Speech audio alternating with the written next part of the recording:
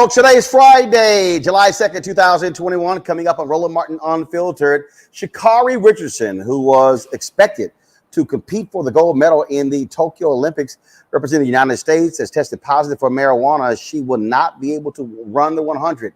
Is it unfair that she got a 30-day suspended sentence. Lots of conversation, folks, about this. We're going to talk about this on today's show. Also on today's show, we continue the battle when it comes to voting in this country. The latest is what will now happen? Will Democrats get even more aggressive in combating Republican voter suppression? Also, in Kentucky, former state senator Charles Booker said he is going to be running against Senator Rand Paul in next year's election. We will talk to him on today's show. Also, in our Education Matters segment, we'll talk with Darrell Bradford, who is the new president of 50CAN, the Ed Reform Group. Folks, lots to discuss on today's show. It's time to bring the funk. I'm Roland Martin Unfiltered. Let's go. He's got it. Whatever the biz, he's on it. Whatever it is, he's got the scoop, the fact, the find. And when it breaks, he's right on time and it's rolling. Best believe he's knowing. Putting it down from sports to news to politics. With entertainment just for kicks, he's rolling. It's on go, roll, y'all. It's Roland Martin, yeah. Rolling with Roland now. He's funk, he's fresh, he's real, the best, you know he's Roland Martin now.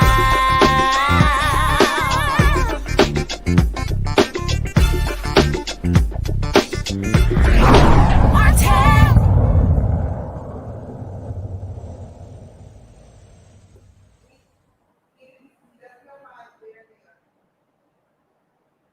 All right, folks, let's get right to it. Our top story. Sha'Carri Richardson, the track phenom out of LSU, who hails from Dallas, Texas, was expected to compete for the gold medal for the United States in the Tokyo Olympics in 100 meters. But before the Youth Olympic trials, she tested positive for marijuana. The decision came down, was announced today. She got a 30-day ban as a result. Here's the problem. The heats for the 100 meters actually begins within that window. She will not be able to run the 100 at the Olympics. A lot of folks have been talking about this all day, some calling this grossly unfair, saying that black athletes are being targeted. Others say the rules are the rules. She broke them. That's the case. I want to go right to my panel to talk about this here. Faraji Ahmed, a radio and television host out of Baltimore. We also have Michael Imhotep, host of the African History Network, and Brittany Lee Lewis, political analyst. Okay, Brittany, let's start with you. Is this unfair that Sha'Carri Richardson will not be able to compete for 30 days because she failed a test? She went on the Today Show. She admitted that she did indeed do this. She said she made a mistake, has to live with the consequences. Your take? Yeah, so I'm glad that she's taking accountability for her actions. I think that was absolutely the first thing to do. But I do believe that the rules governing marijuana usage at the Olympics are both vague and extremely subjective, Roland. I think it's pretty clear that marijuana is more therapeutic than it is harmful, since we see it as medicine and it's legalized in more than 30 countries. Not to mention the recreational marijuana is, although it's prohibited by the World Anti-Doping Agency, right, which governs this overall, their rules do state that it can be used in competition if an athlete has an approved therapeutic use exemption. So essentially, athletes can and do use marijuana if they obtain permission in advance. So yes, Sha'Carri should have taken the appropriate channels to get cleared to smoke, but let's be clear, it's not steroids and it's not a performance-enhancing drug. The other reason the committee says that smoking marijuana is against the rules is because it's a violation of the spirit of the sport. And I feel like that's really a vague way of saying you need to be a role model. And I think, again, it's not their job to be role models. I think it's their ability to demonstrate their ability as an athlete when they're competing. And then, of course, lastly, can we give her some humanity? She just lost her mother. She wouldn't be banned if she was using an antidepressant. And if we think of marijuana as a medicine that helps alleviate depression and anxiety, we should really let that girl run. The rules are subjective, outdated, and unfair. But Faraji, the rules are not subjective. The reality is this here. Every athlete knows the rules. They are given a list of banned substances that they cannot use. They are tested. They know they are tested. Anybody who also knows that when you're the run up to the U.S. Olympic trials, you're going to be tested. And so the bottom line is she knew the rules. She broke them. Absolutely, Brother Roland. I mean, she knew the rules. She did break them. And it's unfortunate that she broke them because I was rooting for Sha'Carri as well. But I think that we have to, I mean, this is a slippery slope because we know, I mean, whether you're talking about track and field or any other sport, marijuana And I hear what my sister is saying, that it's kind of subjective. It's going to be used for therapeutic. But at the end of the day, athletes cannot use marijuana a day or two or a couple of days before they're about to go and compete. It's just not acceptable. It's just not acceptable. I think that Sha'Carri did an excellent thing. She took ownership. She made herself accountable. But I don't think we should get into this part of trying to apologize and breaking the rules, because it goes down a slippery slope. If we say, okay, she can use it. Is it because of the emotional attachment? Is it because of the fact that, yes, I agree with you, athletes shouldn't be seen as role models, but guess what? They are role models and they can't run away from it. Okay. So we know that they don't get paid the big bucks. LeBron James and Michael Jordan. I mean, when you go down the litany of athletes, male or female, people love role models. So this, at this point, it was a bad choice, a bad decision. Unfortunately, it cost her a lot, but I hope and pray that she's able to learn from the situation and kind of get back into the game. As I said, she went on the Today Show where she talked about exactly what happened. Here's what she said. I want to take responsibility for my actions. I know what I did. I know what I'm supposed to do. I'm allowed not to do, and I still made that decision. But not making an excuse or looking for any empathy in my case, but just, however, being in that position of my life, finding out something like that, something that I would say is probably one of the biggest things that have impacted me positively and negatively in my life when it comes to dealing with the relationship I have with my mother. So that definitely was a very heavy topic on me, and people don't understand what it's like to have to, or people do. We all have our different struggles. We all have our different things we deal with. But to put on a face, to have to go in front of the world and put on a face and hide my pain, who are you, or who am I to tell you how to cope when you're dealing with a pain or you're dealing with a struggle that you've never experienced before, or that you've never thought you would have to deal with. Like, who am I to tell you how to cope? Who am I to tell you that you're wrong for hurting?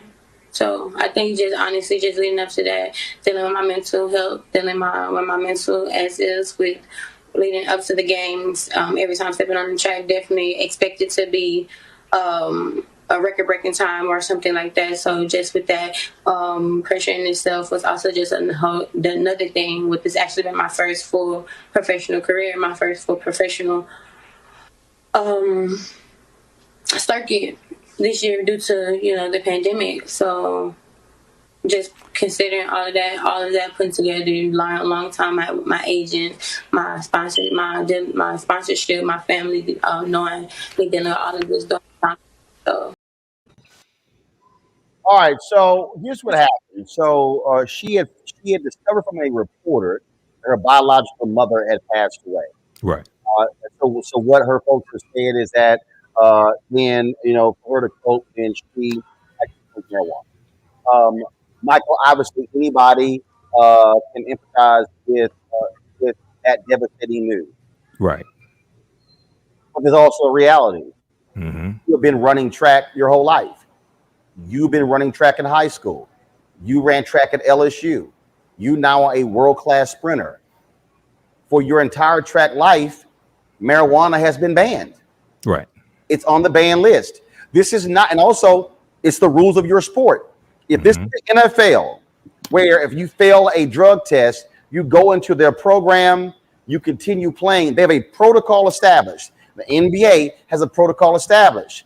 I understand that this is sports. I understand about healing. We've had people on talk about the therapeutic benefits of it. But the reality is the sport in which you are in, that's simply not allowed. I equate this, and I say this to my nieces and nephews, to other people as well. Marijuana is legal in Washington State, Oregon, California, DC. But guess what? It's not legal in America. Marijuana is not legalized in this country. Right. Employers out here can require you to take a drug test. And if you fail the drug test, you can't get the job. Now, I feel people who say, man, this makes no sense. It's a natural plant. But if everybody knows the rules, and you broke the rules, you suffer the consequences of the rules. Yeah, you know, Roland, this is tragic, and I've researched this as well. So here's my take on this. Number one, she knew the rules up front. Two, there are extenuating circumstances with this. Now, I want people to understand she could have faced a 3-month suspension because that's based upon the rules of the U.S. Anti-doping.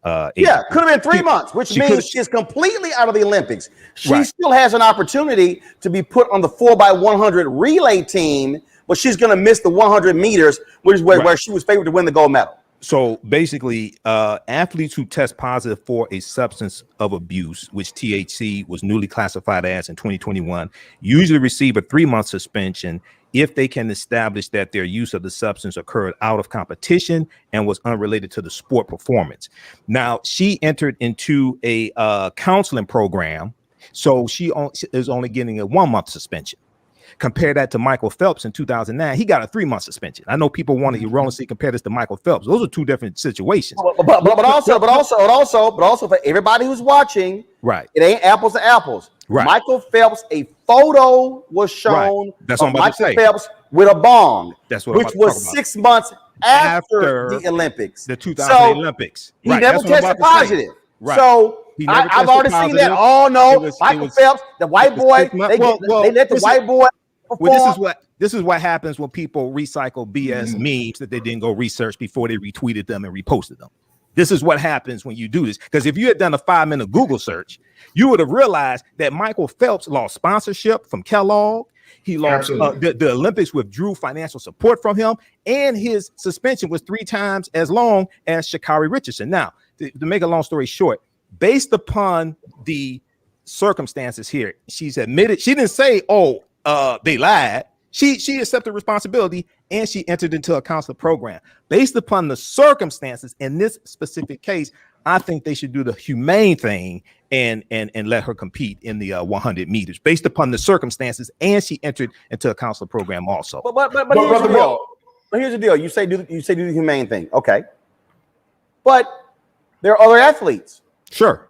And so again, look, I'm from Texas. Right. I would love to see the homegirl from Texas run. Right. And we all want to have empathy. We want to have compassion, Brittany. But look, there's another sister I'm going to pull up in a second. Another sister who had gotten suspended. She had gotten suspended, and what happened was she was a hurdler, and her name was Brianna McNeil. She got a 5-year ban because she missed her drug test. Now, she says she had an abortion, and she said she missed the drug test 2 days after her abortion. What happens with their rules, Brittany, is that your drug testing, you don't know when you're going to get drug tested. And so they call you and it's like, we're on our way. If you don't answer the phone, if you don't indicate where you are, then there's a problem. And this happened actually more than once. Now, she did qualify for the Olympic team. She came in second at the trials. It was 100-meter hurdles. And so what happened was, so she talked about it in terms of what happened. She said why she missed it. And it's called an at-home appointment. An at-home appointment. So this is according to this story. McNeil said that the anti-doping ban derived from her missing an at-home appointment with officials in January 2020. She said she was at home recovering from an abortion that she had 2 days prior to the appointment, and that when officials arrived at her home, she didn't hear anyone. And then, according to this story, she was banned because there were many inaccuracies found in documents that were meant to prove she had an abortion. She called it that it was a miscommunication. But Brittany, there are other athletes who missed their at-home appointment for drug testing, and they've been suspended. And so they make it clear to everybody, these are the rules. You're going to get drug tested a lot. So what do we do? Whether it's Sha'Carri, whether it's this sister who said, well, I missed my at-home, I had an abortion, I was at home, but I didn't hear them knocking. Yeah, I mean, don't get me wrong. It's tough, Roland, because on one hand, sure, I want to say the rules are the rules. You knew what they were in advance. Stick to them, right? But I want to point out that rules are made by people, right? And we need to think about the reason behind those rules, and if those rules always make sense, and if those rules are actually fair. You know, at one point, I believe it was 2011, both CBD and THC were banned, and I believe that change was made more recently, where now it's just THC that's banned, the substance that was in Sha'Carri's blood. So, you know, I think it's tough. And again, I mean, based on the research that I did find, and someone correct me if they saw something else, you know, they have not definitively said that marijuana, you know, is a performance enhancing drug. And if it is no. It's not that it's a performance enhancing drug. It is on the list of banned substances. Right. From the anti-doping agency. Yes, exactly. So it's not. But Roland, answer me this question because I hear you. But knowing that, so tell me why it's banned. Why is it banned? It's their rules. It's their rules. But that's what I'm saying, right? Here's the deal. Every track and field athlete has to abide by it. It's a bunch of black people who made the Olympic team who didn't smoke weed. And if they do smoke weed, they didn't smoke it before the Olympic trials and they didn't test positive. I hear you, but what I'm saying is I think that we're seeing a reevaluation, not only in the United States. I mean, we just saw Supreme Court Justice Clarence Thomas talk about how he is talking about how we need to reevaluate in the United States on a federal level. We're seeing changes globally, and I hope that I agree. And I hope that the Olympics, I mean, if nothing else, you know, whether Sha'Carri runs or not, I think obviously she's not going to, at least for her own 100. But I do think that this is high time for us to reevaluate why that is a rule. Why is that a rule? I get it. It's a rule. It's a rule across the board, but it's time for us to reevaluate.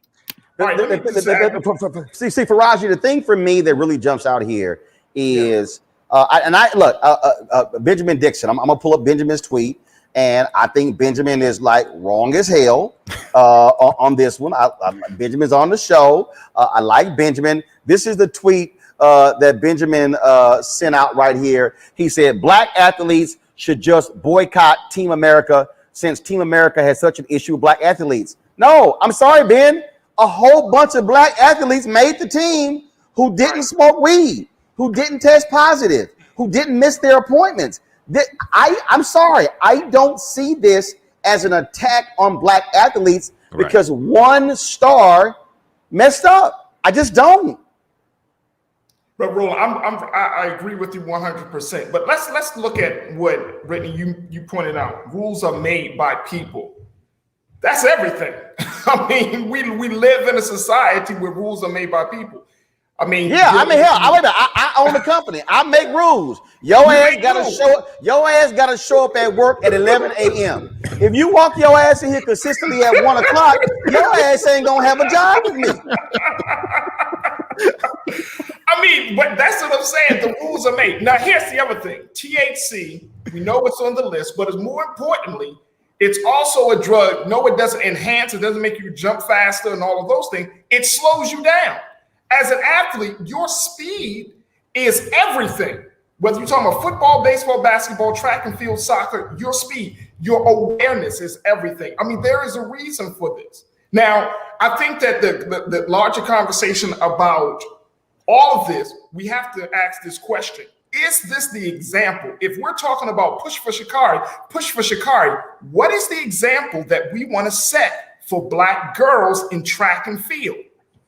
What is the example? What do you say to a black girl, to a young black girl? Sha'Carri is 21 years old. She is, as Roland laid out, from high school to college and the whole nine. She has been in this whole field. She's 21 years old. She still has a lot of maturity and a lot of growing to do. But for those who are looking at her and the black girls that see themselves in Sha'Carri Richardson, what should we say? See, we talking about the now.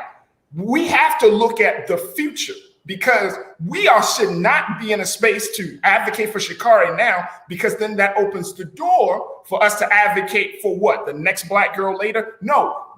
These are black athletes. If you're an athlete, you take care of your body. They often say your body is your temple. And if that's the message that we want to get across to young black girls and black boys in any field of sport, then we should look at this and then use this as a teachable moment to help them to see that if you break the rules, if you decide not to do what's required of you to do, you're going to suffer the consequences. I just think here, Michael, and we're going to talk about another story that has an impact that deals with Black people in the Olympics, which I think the Olympics, they are dead wrong. Mm-hmm. And this is what, again, that I would say this to, again, my staff. I would say it to my frat brothers. I would say it to my church members. I would say this to my nieces and nephews. I would say this to other family members. I hear you. I do believe that we have this different system. I think it's crazy that right now you got marijuana, that's a multi-billion-dollar industry, that's legalized in some states, but not others. Right. I believe that you have these differing approaches to it. You've got some prosecutors who say they're not going to prosecute minor marijuana arrest. There are people who say you shouldn't be drug testing or causing people to lose jobs or not get jobs because of marijuana. But here's what I know and understand. It ain't the law right now. I think that you can fight to change it. Right. I think that you can fight to change with the Olympics. Football players fought for the NFL to alter their rules when it came to marijuana, and they did. The NBA players, they fought to change the rules, to alter it, and they did. And so it's a different approach there. But what we're dealing with here is that all track and field athletes across the world, and I think this is the most important thing that our people watching, and I've been seeing every kind of comment. Right. Athletes across the world are giving the same list. Now, we know they're cheaters. We know the Olympics banned the Russian team because all of them were doping. We know back in the 80s and 90s, the Eastern Russian, we ain't gonna talk about how they were doping. We could go on and on and on. And we also know the number of American athletes who have been busted for doping and performance-enhancing drugs. This boils down to here. How you cope with grief is something that we have to deal with. But you were preparing for 4 years for this moment. The Olympics is every 4 years. You made the team. You performed well. But part of performing is also the drug test. They all go together. Right. You can't say, well, hey, she could have won the gold. We all let her run. Because every other athlete who went to the U.S. Olympic trial had to pee in that cup. Every single one. Come on. Right. Yeah. I think this whole thing is a little complicated. I went and read the rules. And there is an appeals process. Here, one, she accepted responsibility. It's not like she's saying, oh, they're lying on me, they're setting me up. She's accepting responsibility. She told what happened. Two, she entered into a counseling program as well. In the appeals process, based upon the circumstances, her mother died, her biological mother died, and she's dealing with a lot. Now, if it had been a situation where she had tested positive for marijuana previously before other races, and everything I read, this is the first time she's tested positive, well, then I would say no. But in the appeals process, I really hope they take all this into account and let her compete based upon these circumstances. But I do understand the rules. And I also understand, they have an appeals process for a reason as well. But this one here, I think is everything involved, all the details taken into account, I think is different than maybe some other instances that we may see of doping or people purposely in performance enhancing drugs, the Russians, things like that. Okay, so now let's talk about what I do believe is an anti-Black story that we need to be dealing with right here. Right. So check this out. Swimming caps, where'd it go? Where's the story? Swimming caps for natural Black hair ruled out of Olympic Games. International Swimming Federation rejects the use of soul cap saying it does not fit the natural form of the head. That right there, Faraji, meaning if your ass was a swimmer, you, Faraji, could not put on a soul cap with that look you got right now. Folks, Soul Cap, I'm gonna show you right now. So Soul Cap, they are a company out of the UK. This is what it looks like. They're a company out. Let's go full screen, please.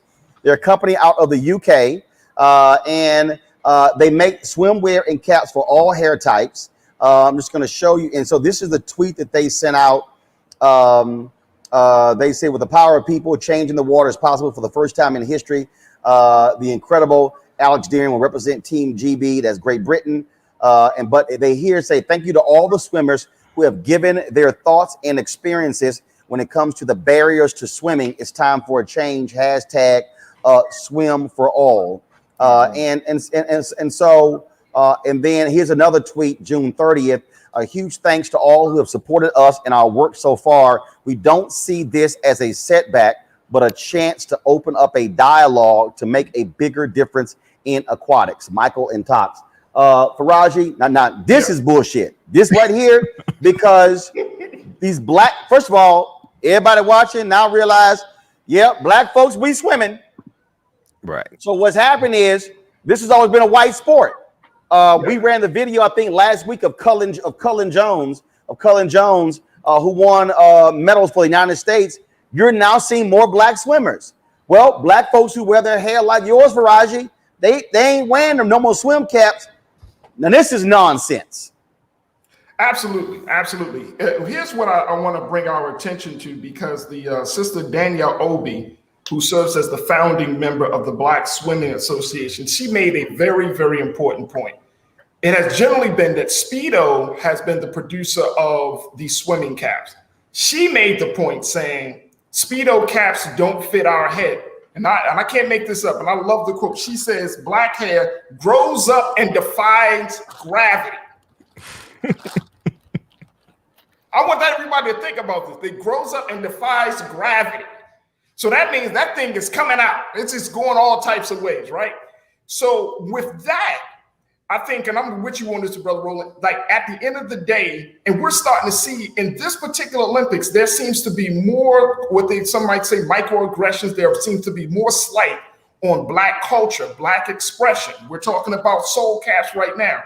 We got to talk about the situation where a couple of months ago, Black Lives Matter apparel was banned at the Summer Olympics. We got to talk about Gwendolyn Berry and how they played the Star Spangled Banner and how that situation turned out. I mean, we're seeing that there is, and I get what the Olympics is trying to do through the IOC, the International Olympic Committee, saying that, look, we're trying to preserve the spirit of the sport in the case of oneness and not make people distinct. But guess what? That's not reality. Black swimmers, the hair, the way the body is shaped is different for each person. And that is insane to try to put everybody in this cap, but claim that this thing is going to be inclusive when in reality, it's exclusive. It does not allow athletes to be themselves. It does not allow this platform to allow athletes to express themselves. So this is complete BS. So here's what's going on here, Michael. And let's just be clear. There has been whiteness has defined the world. Right. Whiteness. Mm-hmm. You've had sports like swimming that have been defined by whiteness. Right. Now all of a sudden you had white folks with their hair. And let's be real clear. You've had some other swimmers. You had some folks from Italy. Yeah, Hannibal went over there and him and them 20,000 Africans did a whole lot of damage over there. You got some other folks. But the reality is, because you're now seeing more black people also reject European hair standards, saying, no, hell no, I want to wear my hair natural. They are going to have to accommodate that. And I'm telling you right now, this to me is this is where a lawsuit should be filed. This is why the Crown Act is being passed in America and outlaws hair discrimination. This ruling here is hair discrimination. Yeah, it definitely is, man. You mentioned Hannibal Barker. I think you referring to the Battle of Cannae 216 BC, but that's a no. I'm referring to them 20,000 Africans who went over there in Italy and caused some damage. That's why you got a whole bunch of Italians got sickle cell because they're black. Well, yeah. The Moors were in Italy also. The Moors were in Italy. But when you look at this, man, it's something very interesting that they said here. The FINA, they said that the soul cap does not follow the natural form of the head. What do you call the natural form? No, white people's heads. No. That's my point. Yeah, first of all, go ahead and say it. See, this is the problem. They don't want to say it, Michael. They should say it doesn't. They should say it doesn't follow white people's head. But see, they need to highlight this. Wait a second. What do you mean it does not follow the natural form of the head? What are you calling natural? Okay, white people are minority in the world. White? This is the Olympics. People come from all over the world to compete. White people are the minority in the world. So what do you call it? The natural form of the head? They need to be lit up on this. And this is designed to, I think, discriminate against African Americans because we see they're kicking butt in tennis. We see the kicking butt in tennis, right? We know that once we come into certain sports, we start taking over. We know black men used to dominate horse racing, and there was a concerted effort to force us out. We were winning the Kentucky Derbies. We were winning. Man, we got black people in the hammer throw, the shot put. You got black folks in the high jump, the javelin. You got black man. Look. First of all, it's one white boy on Team USA basketball team, Kevin Love, and he don't need to be on. That should be an all black team. Now, what they really saying is, damn, now y'all ass is swimming. Now y'all swimming. Right. So we used to be afraid of the water. Right. We used to be afraid of the water. Now we all in it. Well, we were swimming before you had as long as it was white boys and African American boys swimming, we were swimming. It was all right. When it started becoming co-ed and interracial, now you start having a problem. When you go research the history of that, then you start having a problem. When it was white girls swimming with black boys, now you got a problem on your hands. But brother, this should be highlighted, man. This is discrimination right here. They're really trying to, I think, target us and keep us from winning these golds in swimming also. This right here, Brittany, there should be a race discrimination lawsuit filed against the Swimming Federation for this ruling. And see, all these black civil rights groups, y'all should be calling out all these Olympic sponsors. Come on. Yeah. See, NBC is giving the IOC billions of dollars. We should be saying, sponsors, speak up. All these major corporations giving the Olympic Committee money. We see, this is how you take your power and you leverage it by saying, don't be silent, corporations. This right here is hair discrimination, Brittany. Yep. No, I completely agree with everything that people have said. And I think someone mentioned it earlier. Anti-blackness is a global phenomenon. It just isn't in the United States. It's everywhere. And we know that this decision is part of just a longer history of discriminations against black people, but specifically black hair. And I know you mentioned earlier, Roland, the Crown Act. And we know just 8 years ago, the number one complaint filed by black women in the United States with the EEOC was discrimination based on hair. So, I'm not surprised that this is something that's going on at the Olympics. And I can probably guarantee you that the bulk, if not all the people that made the decision are certainly not us, because we know the idea that, the caps don't need a certain size and configuration. Elite athletes don't need caps of this size and configuration. It's some complete racist, discriminatory BS. All right, folks, I got to go to a break. When we come back, we're going to talk to former Kentucky State Senator Charles Booker. He announced he is running against Rand Paul, and already Senator Rand Paul has sent out a racist email. I'm going to show it to you. And this literally, it went out. Charles sent the tweet out 34 minutes ago. The email went out at 1:19 p.m. Charles is going to give his first response to us right here live on Roland Martin Unfiltered. That's next. I believe that people our age have lost the ability to focus the discipline on the art of organizing. The challenges, there's so many of them and they're complex. And we need to be moving to address them.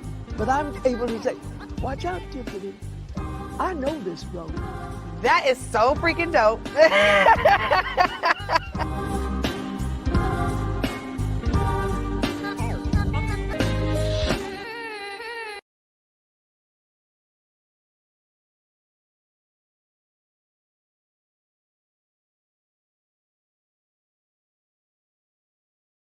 Hello, I'm Nina Turner. My grandmother used to say, all you need in life are 3 bones. The wishbone to keep you dreaming, the jawbone to help you speak truth to power, and the backbone to keep you standing through it all. I'm running for Congress because you deserve a leader who will stand up fearlessly on your behalf. Together, we will deliver Medicare for all, good jobs that pay a living wage, and bold justice reform. I'm Nina Turner, and I approve this message. George Floyd's death hopefully put another nail in the coffin of racism. You talk about awakening America. It led to a historic summer of protest.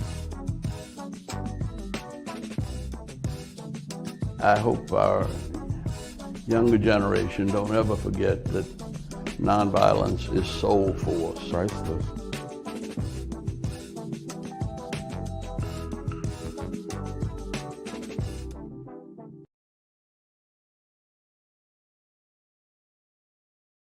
What's up? This is Aldous Hodge, and you're watching Roland Martin Unfiltered. Hey, everybody, it's your girl, Sherry Shepherd, and you're watching Roland Martin Unfiltered. Hey, Roland. There's Tim Story, director of Shaft. You're watching Roland Martin Unfiltered. What up, y'all? This is Method Man, Mighty Wu-Tang Clan. You watching Uncle Roland Martin, and the show is Unfiltered. Make sure y'all tune in. Laura Ingram, you suck.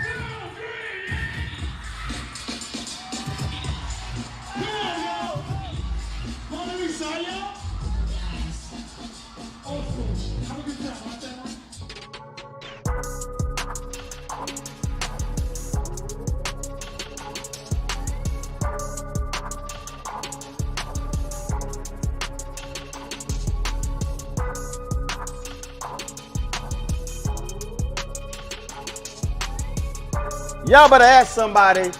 Ain't nobody got that kind of footage except Uncle Roro. Slick Rick on stage at the Coca-Cola booth on their main stage at Essence Festival. Yeah, that's how we roll, y'all. This is a live look right now of the Essence Festival, a Live Loud virtual experience happening. You can go to Essence Festival. You go to essence.com, essencestudios.com. Actually check it out. But y'all don't do that until y'all finish watching Roland Martin Unfiltered. So y'all can watch the replay. But again, this is a live look right here of the virtual Essence Festival happening right now. We got so all weekend we're going to be showing you old concert clips, throwback footage, you name it. We're going to be showing you. This is happening all weekend, and so the concerts start. The concert starts, and then of course you're going to have all weekend. So Friday, Saturday, Sunday, virtual festival Essence, and we so appreciate Coca-Cola partnering with us to be able to bring you these Essence Festival throwbacks. All right, y'all. Today, Charles Booker dropped the news that he is running against Rand Paul. Remember, he ran for the Democratic nomination to face Mitch McConnell in 2020. Amy McGrath, she won. She got destroyed in the general election. Booker came within 30,000 votes of winning that primary. Now he's taking on Senator Rand Paul. This is the campaign video that Charles dropped. Freedom. It's been the story of America, or so they say. Because we know the truth. For so many people across Kentucky and across the country, freedom hasn't been freedom for us. I come from a long line of Kentuckians. I've had ancestors who were enslaved in this Commonwealth, lynched in this Commonwealth, fought for desegregation in this Commonwealth, because we knew freedom wasn't something that was going to just be given to us. We had to struggle for it. What we have are these politicians who have been free to exploit us. Yeah. Right. Yeah. Freedom to rob us. Yeah. Freedom to tell us that we don't deserve better. Yeah. And all we can ever afford to have are politicians who don't care whether we live or die. Right. That's not freedom. No. Well. The people of Kentucky are my family. Yeah. One thing I was taught early on is that you fight for family. Yeah. We can make freedom ring true. Absolutely. Yeah. We can make it ring for everyone. Yes, sir. We can build a future where Breonna's door isn't kicked in. Yeah. We can make freedom mean that every community across Kentucky is thriving. Yeah. With a good paying union job. Yeah. That we're not just working to struggle less, but that we're owning. Yeah. We're creating. Yeah. We're building pathways to wealth all over Kentucky. We're going to take this message from the hood to the high. And so as we go into this day where we celebrate our independence, let's commit to making it mean something. Yeah. Yeah. And I'm not just asking that of you. I'm going to lead by example. Okay. All right. And it's with that understanding that we have to lead ourselves that I'm going to run for United States Senate. All right. Yeah. Woo! We're going to make it ring. Yeah. Because Kentucky deserves it. I believe we're ready for this moment. Yes. If you're ready to prove the doubters wrong, let me hear you say yeah. Yes. I believe we're ready to heal and grow and thrive and make sure the opportunity rings true for everybody in this Commonwealth. Yes. Are you with me? Yes. Are you with me? Yes. Are you with me?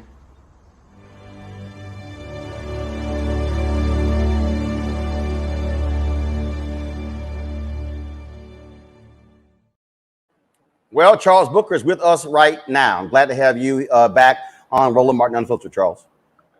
It's good to be with you again, brother. Thank you for having me. All right. Your opponent has already started his racial BS. Folks, watch this. This email. Charles posted this on his Twitter feed about 40 minutes ago. This is what Rand Paul sent out today. And it said, "Dear so-and-so, yesterday I got an Act Blue-backed racial left opponent for my re-election." A racial left opponent. So, Charles, would he have said, "I have a white candidate"? Well, Roland, I think you and I both know very well what he was trying to say there. I think he has something that he's feeling. He can't get past the color of my skin, and he knows that we're coming to take his seat. And so he's relying on racism, as they always do. And the people of Kentucky see through it, and so do I, and we're calling it out. See, and look, here's the deal. This is not me. This was an actual campaign email. It says from Rand at randpaul.com, dated today, 1:19 p.m.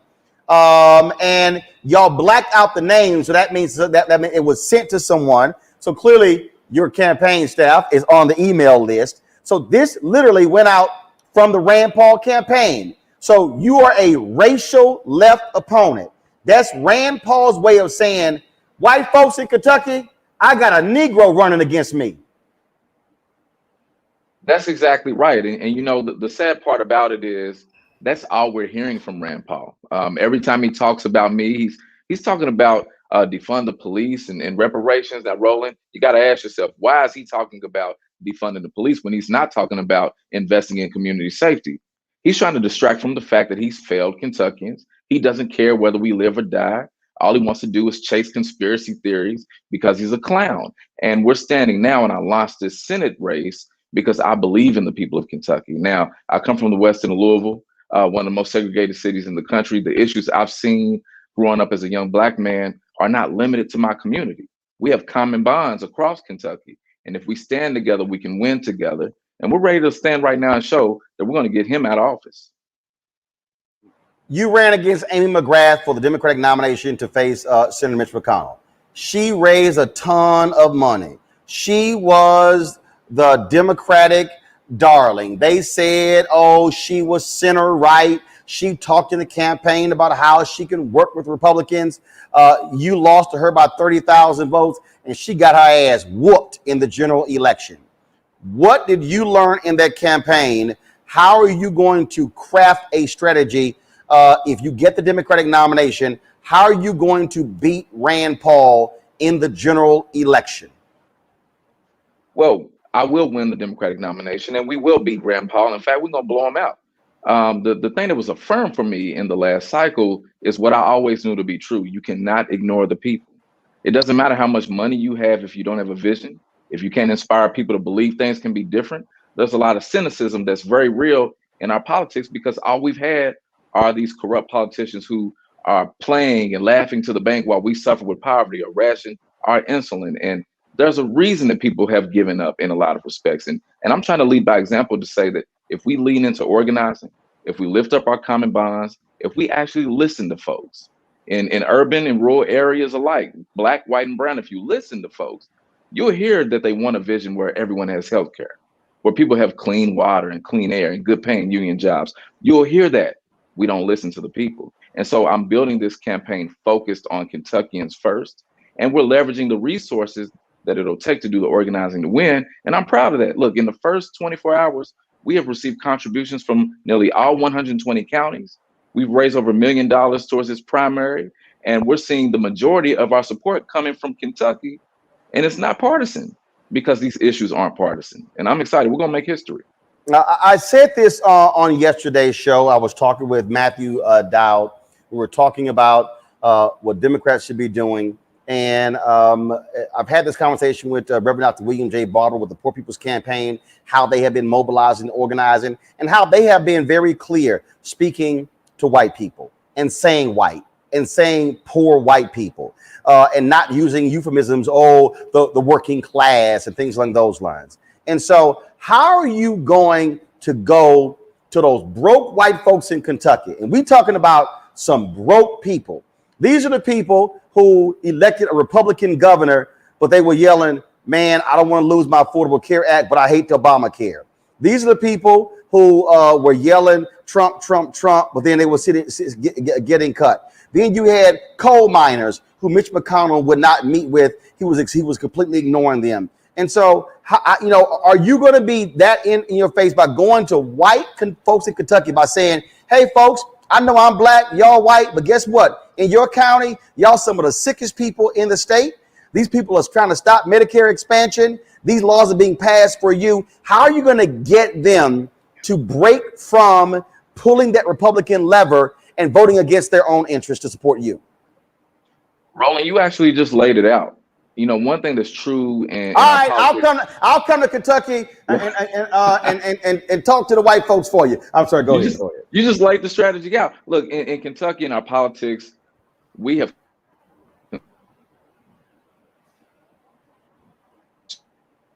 and they expect us to vote Democrats, so they don't come to us either until it's time for us to vote. When you go actually sit down with folks, and I'm telling you, I went to areas where they were all Trump supporters, 90+% white, and I would tell them my story, then I'd listen to them. And it would never fail, never fail. We'd see how much we have in common.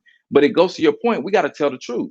When you go talk to those miners in Eastern Kentucky, they know those jobs are gone. They know they're not coming back. When you talk to those small farmers that are suffering with poverty too, they know they need health care. They know they need more money in their pocket. We need to talk about the real issues and not be afraid to tell the truth. And this email that Rand Paul sent out today saying that I'm a racial left candidate, we know what he's saying.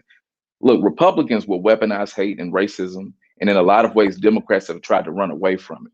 We have to go to it and call it out and disarm it with love and unity and the power of coming together. This is not new. And if we lead now, we will win now. And we absolutely will do that. Got questions from my panel. Brittany, you're first for Charles Booker. Congratulations. I pray that you get elected. But with that being said, what would you say is your number one priority going forward? I know that you're, you have type 1 diabetes. So can we expect you to take on big pharma? What's the main issue that's motivating you? Absolutely. You know, my overarching platform is ending poverty, which truthfully means we have to pull up the roots of racism. And so that's why I lift up Medicare for all. That's why I lift up universal basic income. I've said we not only need a Green New Deal in Kentucky, we need a Kentucky New Deal. We need to own it. And I also lift up reparations because we have to get to the core of why inequity is structural. And so that's what you'll see out of me in the United States Senate. The Senate is blocking all of our progress as a country right now. It's clear. And we need leaders that are going to fight for us because they see us. Rand Paul's an eye doctor, at least he calls himself that, but he cannot see the people of Kentucky. And we're going to change that. Faraji Muhammad, your question for Charles Booker. Faraji, you on mute. There we go. Mr. Booker, real quick question. How do you plan to engage the next generation? And really, you know, there is you talked about the level of cynicism that exists right now just across the board in politics. I mean, I don't envy you in wanting to run for public office. I mean, I admire the spirit, but there is a lot of cynicism, especially like in the state of Kentucky with Rand Paul and Mitch McConnell and everything. So how do you really plan to engage Black folks in a way to keep their hope, to keep our hope alive in this process? Because I feel like there are, and based upon some of the recent data, Black people are walking away from political parties in general. So this is a very, very critical time to get folks to believe in this system. How do you plan to make that happen?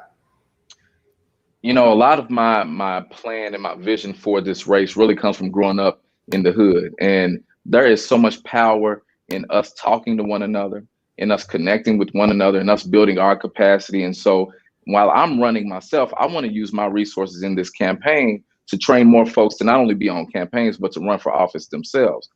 I've talked to some of my own family who hadn't voted in a long time. And they told me, well, I would vote, but what difference does it make?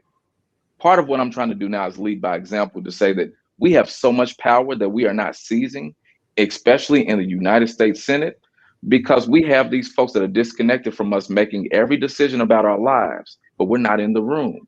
And when I was elected in 2018 to the State House, I became the youngest Black state legislator in Kentucky since the first one. I'm talking to a lot of folks in my community that have never seen someone like me stand up on the biggest stages and talk to folks like you all and speak the truth. That's contagious. And we're building a campaign that is rooted in relational organizing. We're building capacity for folks so that they can lead themselves, become citizen lobbyists. We do this work, we will do so much more than win one race. We're going to transform our future. One of the things that we talk about the issues you mentioned, you know, in those rural parts of Kentucky, obviously, healthcare is going to be a big issue. You are running against someone who is a doctor who claims that he is such an expert on these things. But one of the things that we talk about Medicare expansion, we talk about, these health issues, we keep seeing it in these red states, how they keep fighting it. And I'm sitting there going to these broke white people. I'm like, what are you doing? You are sick. These things help you. Reverend Barber told a story when they were years ago, when they were campaigning against for the issue, when they were campaigning against the closing of rural hospitals. They were at some parade, and he said some redneck walked up to him with a Confederate flag draped around his neck, tears in his eyes, saying, "Thank you for fighting for our hospitals." I just think that this is just one of those moments where we've got to put it all on the table, and I use this phrase all the time. Hey, black folks, a lot of black folks broke, a lot of white folks broke. When you broke, you broke. As Dr. Barber say, he said, when your lights get cut off, we all black. That's right. That's absolutely right. And one of the things that I believe is really important in this message I lift up from the hood to the holler, talking about our common bonds is speaking that truth and really helping folks to understand what's happening. Now, in addition to, if you look at every metric that would determine a good quality of life, Kentucky's at the bottom and damn near all of them. Kentucky has also been one of the most disenfranchised states. And so you're dealing with a whole population of folks that have been robbed of the ability to know what's happening and to know how to change it. And when we show up and speak that truth, I'm telling you, it doesn't take long for folks to realize, oh, I'm rationing my insulin and I don't have to do that because these big pharmaceutical companies are making money hand over fist while I die. Oh, okay, I'm working sun up to sundown and I'm not getting paid good money while these coal companies are left to the bank, filing bankruptcy, leaving us high and dry. We have to speak that truth. And I'm training folks across Kentucky to talk to their neighbors, to their friends, not along partisan lines, not dealing with the national buzzwords. I don't need you to call it a Green New Deal. Talk about what it means to take a shower and the water's irritating your skin because it's dirty. Talk about what your lived experiences are, and we can get to a common ground of building together. We're trying to rebuild community, and I'm proud to help tell that story in Kentucky because we're going to shock the world. Well, I can't wait to next year. We're going to be on the road covering these elections, and I can't wait to come to. So I'll go ahead and do this here. I'll put online. I'll be happy to come to Kentucky, do a town hall, and we'll live stream it. Look, I ain't afraid of nobody. Broke people, white, black. I ain't afraid of nobody. That's right. So, and the difference is, I own my show, so I ain't got to ask nobody's opinion. We ain't got to go get permission to do this. So, we'll be happy to come to Kentucky, live stream a town hall, moderate that thing, a conversation with voters with Charles Booker. Well, I'll be there, and I need everybody to go to charlesbooker.org to support me right now so we can make sure that I'm there with you. All right, then. Charles Booker, thank you so very much. Folks, running for the United States Senate in 2022 against longtime Senator Rand Paul. Thank you so very much for joining us. Absolutely.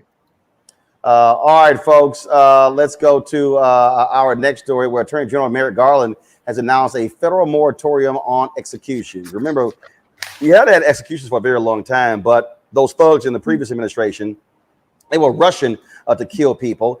Now, Merrick Garland said, we're going to slow that down. Here's a quote that this is what he said.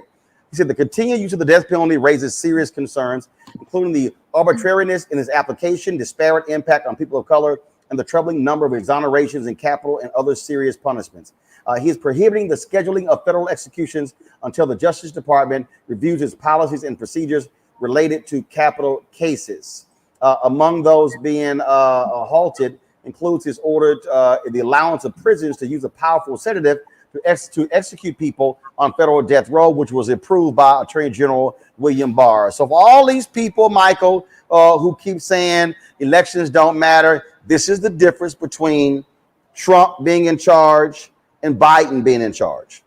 A huge difference, Roland, and all you have to do is look at what the Supreme Court ruled dealing with the 1965 Voting Rights Act. Look at the ruling from yesterday. All you have to do is look at almost 400 bills that Republicans are pushing in 48 state legislatures. If your vote didn't matter, why are they working to suppress your vote so hard?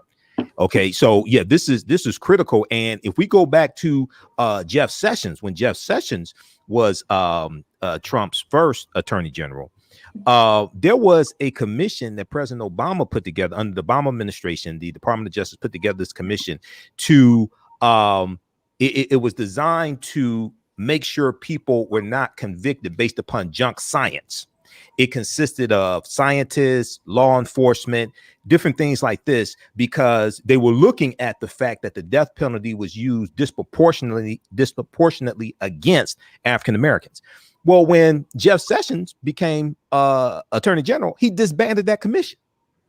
And then we look at the last maybe month or two of the Trump era, ERROR. We look at that. We saw him starting up the federal executions again, and disproportionately, these were African Americans being executed. So this is an example of how elections have consequences. I'm glad Merrick Garland is doing this. Absolutely, Brittany. And this is again, this is a major issue.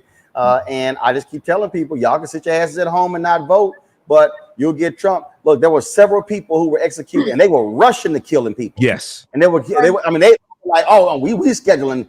They were trying to schedule executions up until his last days, and most of the people were black.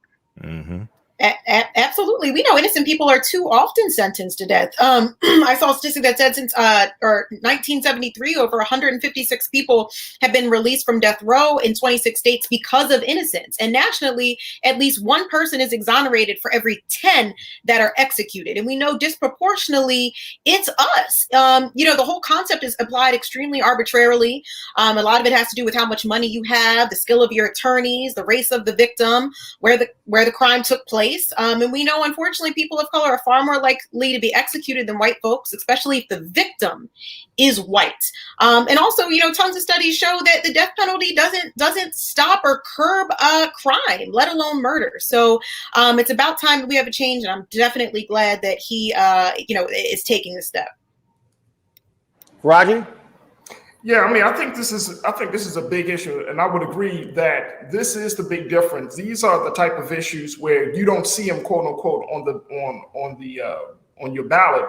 But if you don't put the right people in place, then they're going to happen. The Trump administration, they executed 13 people within a 6-month period. That's a lot.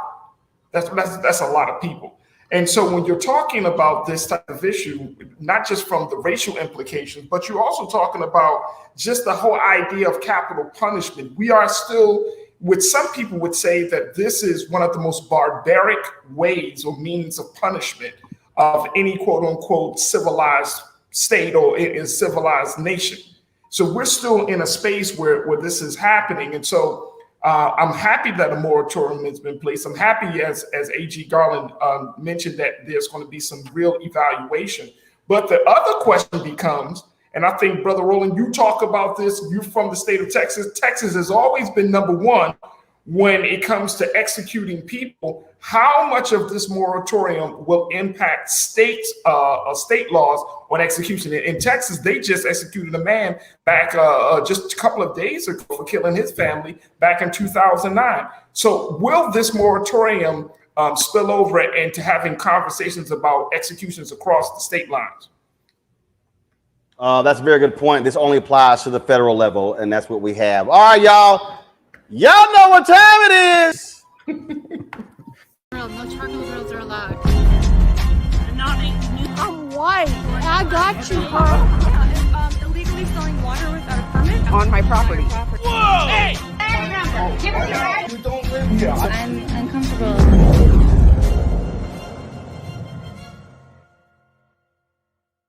God have mercy. A police chief has resigned because he actually, this really happened. He put a KKK sign on a black police officer's jacket. And so,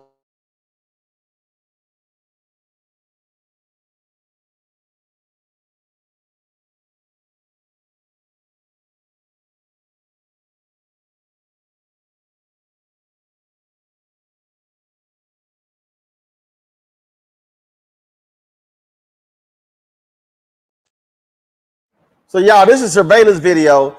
This is in Ohio, Police Chief Anthony Campo You see him, he's putting a KKK sign on the jacket of a black police officer. All right, he stepped down Tuesday after Sheffield Lake Mayor Dennis Breen appeared at his office to address the video. Mayor Breen said when he went to the office, Campo was standing there with a smile on his face and said, "So, am I fired?" Well, the mayor told him he was being replaced on administrative leave and had 10 minutes to leave the office. Campo quit. Well, guess what? That's what's gonna happen to your dumb ass, Faraji. If you're gonna put a KKK sign on the jacket. Yeah, am I fired? Hell yeah, your punk ass fired. I was gonna. You took the words really out of my mouth. I was like, what a dumbass. He's a police chief, knowing they got cameras everywhere, and you're gonna do this. Like, what's the point? Like, did you want to get fired at this point? I don't know. I'm not understanding the rationale behind the action. Look, Brittany. The mayor should have walked in. You about to lose your job. You about to lose your job. That's how the mayor should have walked in.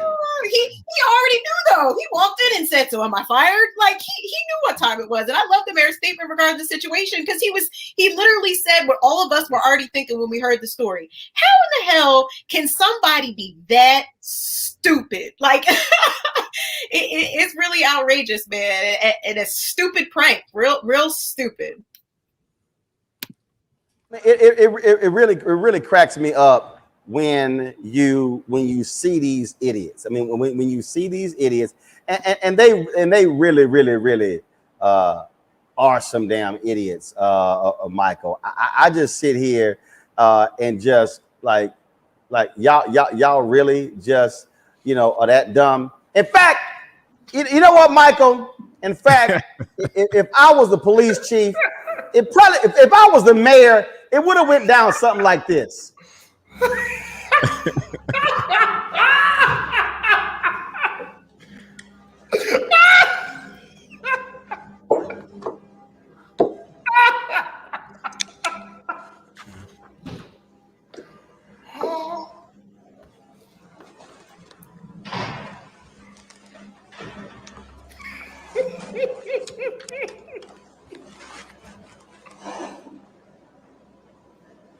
Now listen to me, little bitch.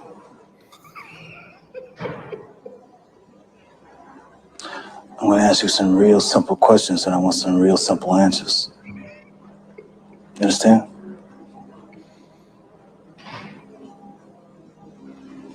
Let me get this right. That's how it would have. That's what would happen.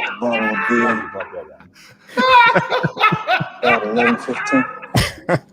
Yeah, you know, Roland. That's how I would have fired. Right. The bottle. You know. At 11:15. Exactly. At 11:15. 11:15. Man, let me go to a break.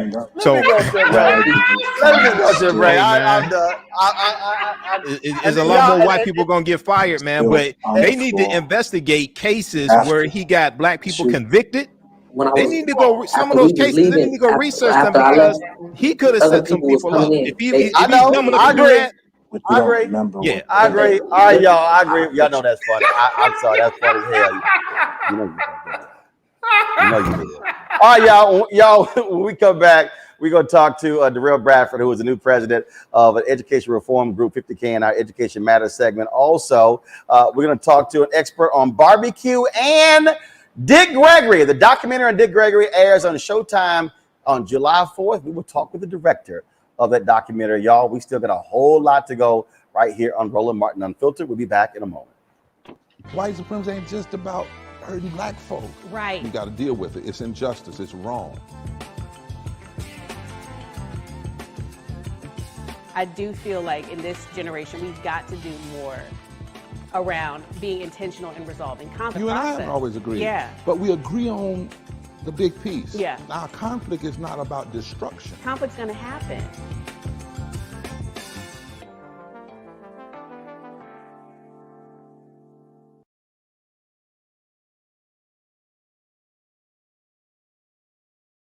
Every time the life of an unarmed black man is cut short by police violence, we're outraged. When it happened here, I said enough is enough. not as a state senator, but as the mother of a black son. I led Ohio's first bipartisan community police task force to stop racial profiling and address police brutality. We established standards for accountability, hiring, and use of force. I'm Nina Turner, and I approve this message to be a voice for change. Before Till's murder, we saw struggle for civil rights as something grown-ups did. I feel that the generations before us have offered a lot of instruction. Organizing is really one of the only things that gives me the sanity and makes me feel purposeful. When Emmett Till was murdered, yeah, that's what attracted our attention.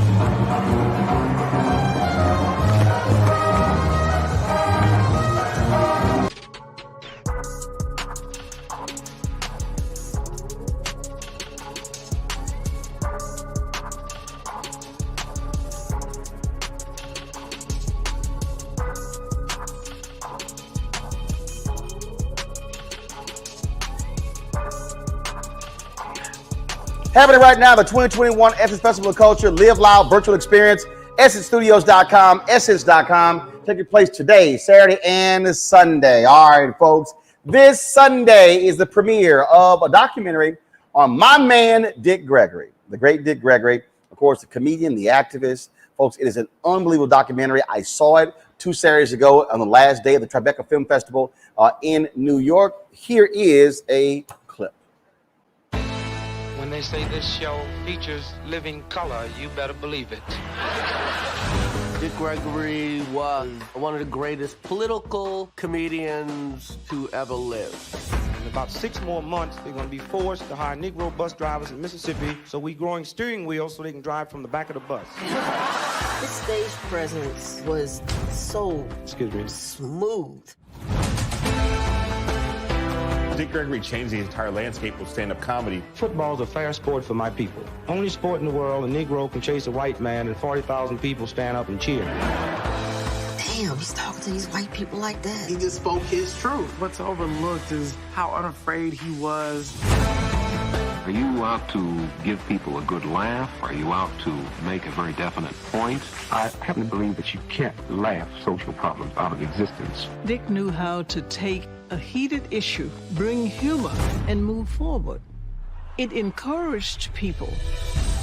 I think people get confused and think that he was an activist who decided to be funny. No. His soul was that of a stand-up comic.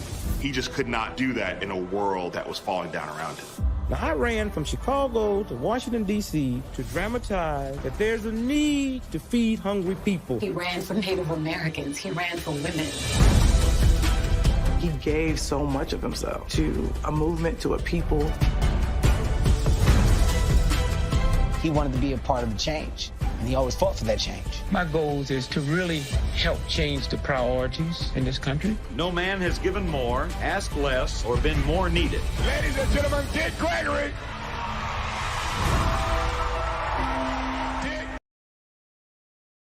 Documentary is called The One and Only Dick Gregory. Joining us right now is the director, Andre Gaines. Andre, how you doing? Good to see you. How are you? Doing great. How did you get involved in this particular project? Did it start with you? Did it start with Dick Gregory and his family? How did this whole thing start? It really started with me as an idea. I mean, you know, I saw Dick Gregory on the State of the Union back in 2008 when President Obama first ran, and I just was like, I've got to do something, you know, to tell this man's story. I mean, he was on this whole panel. You know, you remember it. It's just a panel of every great black. Yeah, it was Tavis Smiley State. It was Tavis Smiley State of Black America and State of Black America report. Yeah, State of the Black Union. Yep, State of the Black Union was on C-SPAN. And he was on there with all of these dignitaries and politicians and just everyone who does not share the mic very well.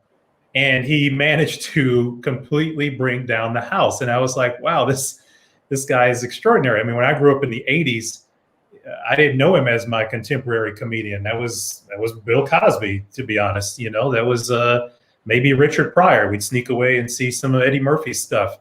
But Dick Gregory, I knew as the guy who had the Bahamian diet, who had the shakes. So I didn't really know him as a comedian. And so when I got a chance to actually see him do his work as a comedian, it was astounding. I was like, wow, this has got to be a story to somebody to tell. And I really wasn't prepared to tell that story until about 2015. And that's when I first reached out to him. Cold call, like so many of my other relationships in Hollywood have been established just by picking up the phone, and luckily nobody's hung up the phone in my face yet. So he managed to actually fly out to LA, and we started filming him. And he was his son Christian told the story at Tribeca. It ain't like he was easy on you. No. He did answer the phone, and we did have multiple conversations before actually meeting him in person. And then when I sat him down and interviewed him, you know, it was one of the most difficult interviews that I've ever done. I mean, I've been producing documentaries for a long time. This is my directorial debut, but I just know that sometimes subjects can be a bit hard.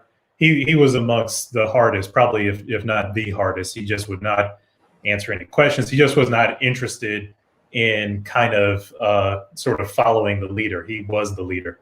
So but Andre, was he testing you? Did he want to see how tough you were, and do you want to see how serious you were? I mean, I didn't know that. I didn't know that at the time.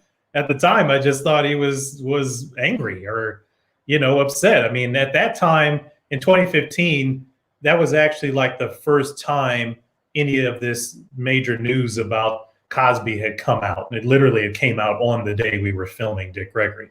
So he was already a bit upset about that. And then just sort of the line of questioning as it relates to his history, you know, he's probably answered this stuff a billion times. So I was like, you know, we got to shift the focus a bit here. And the next day, that's exactly what we did. We just had him directly address the camera, and it made it feel more like a larger audience, and he just sort of turned on. And so I didn't realize that. I mean, I remember going and whining to my parents about it that night, saying, you know, this man just like, you know, hazed me with his voice. And they were like, well, just, you know, he's just testing you. You got to hang in there. And that's what I did. And thank God I did. Now we have a movie about him. A lot of folks, though, do not understand the relationship between Dick Gregory and Bill Cosby. I know that on the day Dick Gregory died, Bill Cosby called that morning, and in fact, Bill was cracking jokes and Dick was laughing, and in fact, his family actually thought Dick was getting better, but really it was after that phone call. It was one of the last phone calls Dick Gregory had. So Cosby talked on that day he died. I remember I was in Atlanta because I was getting the Hank Aaron Award, and I was actually at the baseball game when I got the news of his passing. And so a lot of people really don't understand how close the two of them were. And of course, Bill Cosby and his wife Camille were there at Dick Gregory's funeral in Maryland. Yeah, they were right there in the front seat. I was at that funeral. I think you and I had met originally there when you were recording your show. And they were right there in the front seat. And yes, he was one of the last people to call him. It was Bill Cosby, it was Minister Farrakhan, who called Dick Gregory, kind of eulogized him while he was still alive on his deathbed. And I remember flying into DC only a couple of days after Dick Gregory passed away, because I had a personal relationship with him. It wasn't just, like some subject. I mean, I started filming him in 2015. It sort of sat on a shelf for a couple of years, right up until the time that he died. And we were starting to start the project back up a couple of months prior to his death. But we got really close over that period of time. And I got close with the family, especially. And I remember his son, Christian, picking me up from the airport, driving me around. And, we just cried like babies. We listened to that eulogy from Bill Cosby. We listened to it from Minister Farrakhan. And it was powerful. And I think that when people get a chance to see this movie, they'll have a better understanding of how Dick Gregory's sacrifice of quitting, of going to marches in Birmingham and Greenwood, Mississippi, and actually abandoning the gigs that he was supposed to be doing. Those club owners and managers and those types of folks literally filled those spots with Bill Cosby and filled it with Richard Pryor. And so he literally opened up the door for Bill Cosby and Richard Pryor, and subsequently kind of every major Black comedian after that. So that's really the story behind that, and they were close ever since. When we talk about people giving it all for the sake of the community, this documentary really details that. And it's a whole lot y'all couldn't get into. Y'all didn't even get into him running for president. And it was just a lot of stuff that you just could not cover. I mean, frankly, to be perfectly honest, Dick Gregory's life was so stunning and amazing. It's probably worth a docu-series because of just the amount of stuff that he did and was involved with. But financially, I mean, he really said, Black folk will take care of me if I keep representing Black folks. Yeah, he did. I mean, I don't think people really understand, even the contemporary comedians that were so heavily influenced by him, like Dave Chappelle, Chris Rock, Kevin Hart, who's one of our executive producers, really, really understand what that means, like that level of sacrifice. I mean, I've talked, with Kevin Hart before about it. It's like, it would be like him leaving his huge career and going and exclusively, working for and joining the Black Lives Matter movement, of which, activists are not rich people. I mean, they're sort of not associated with the same level of wealth that an entertainer or, somebody in Hollywood is.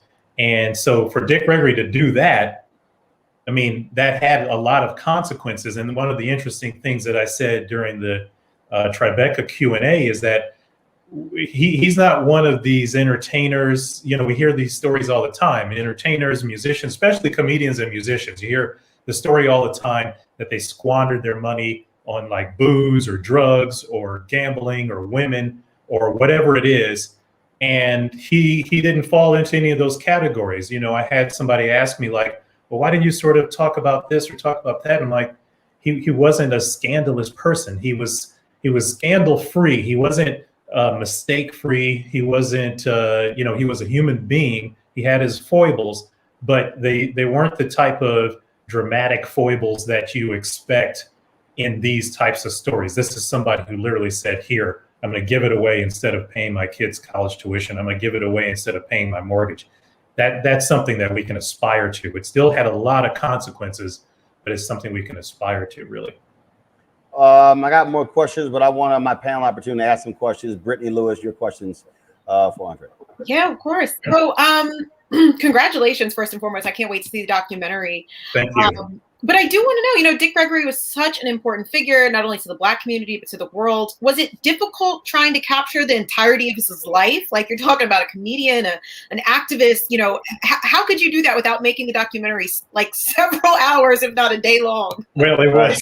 Yeah, I mean, I managed to get it, kind of just under 2 hours, which was at the request of Showtime. But we did have what, Roland is talking about. We did have the presidential run in there. We had a couple other things. And it just, from a narrative storytelling standpoint, there's some of these things you just unfortunately have to take out. it was very, very difficult. And you know, any filmmaker will tell you every movie breaks your heart just a little bit. And the reason why is because you have to abandon certain things. You have to cut out certain things. It's like the audience has, you know, only so much of an attention span. And in this situation, I mean, I produced series as well. I did another series earlier this year called The Lady in the Dale that was on HBO. That was a 4-part series. But the goal here was really to make one good film, one great film that could live on in the annals and the lexicon of film history. And that was ultimately the goal. And so at the end of the day, you just gotta suck it up, wipe away a couple of tears, and say, yeah, we're gonna take out a few things. Faraji. Andre, first and foremost, I'm really excited about seeing this film. I had the opportunity to work with Miss Kathy Hughes, and she often talked about Dick Gregory and their relationship when they were on air back in DC, back in the day. So this is going to be really, really cool. And I had the opportunity to meet him when we did the Justice or Else movement. And he was working with the Honorable Minister Louis Farrakhan, so he was at some of those like larger meetings, and all I can say, Andre, is I understand that he tested you because he tested us, and we were just saying hi. Yeah, we just want to take a picture. But I do wanted to know, is there anything about his life and legacy that surprised you? That you might believe may surprise us as the viewers of this documentary. Yeah, I think it frankly surprised a lot of people. I mean, you know, Kathy Hughes is a dear friend. She was a huge supporter of this project from the very beginning, and so many others. I mean, you know, yourself too, Roland and Joe Madison. I mean, you kind of go down the whole list, and folks that were with him.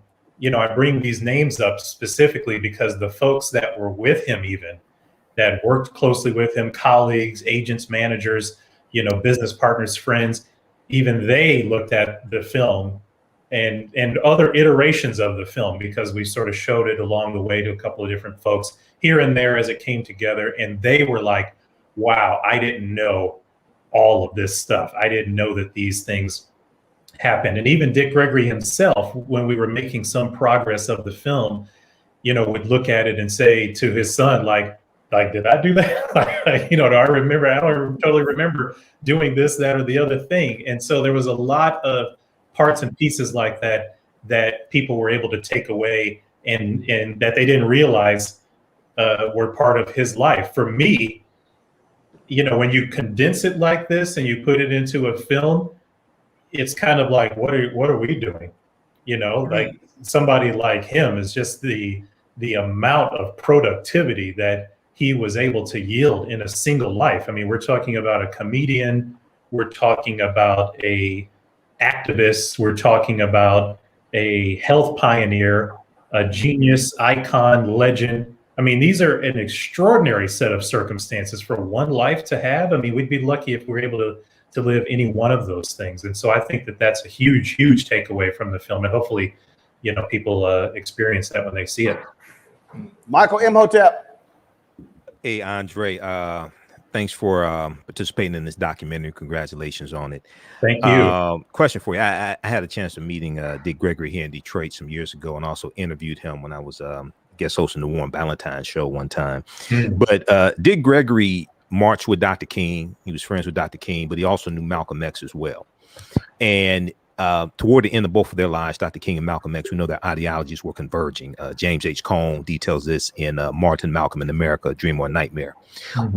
Because Dick Gregory was involved in the civil rights movement and knew both of these men, how did Dick Gregory see, or how did he conceive, or what did he see as the ultimate goal of the modern day civil rights movement? He was this kind of connective tissue in a way to a singular philosophy of human rights.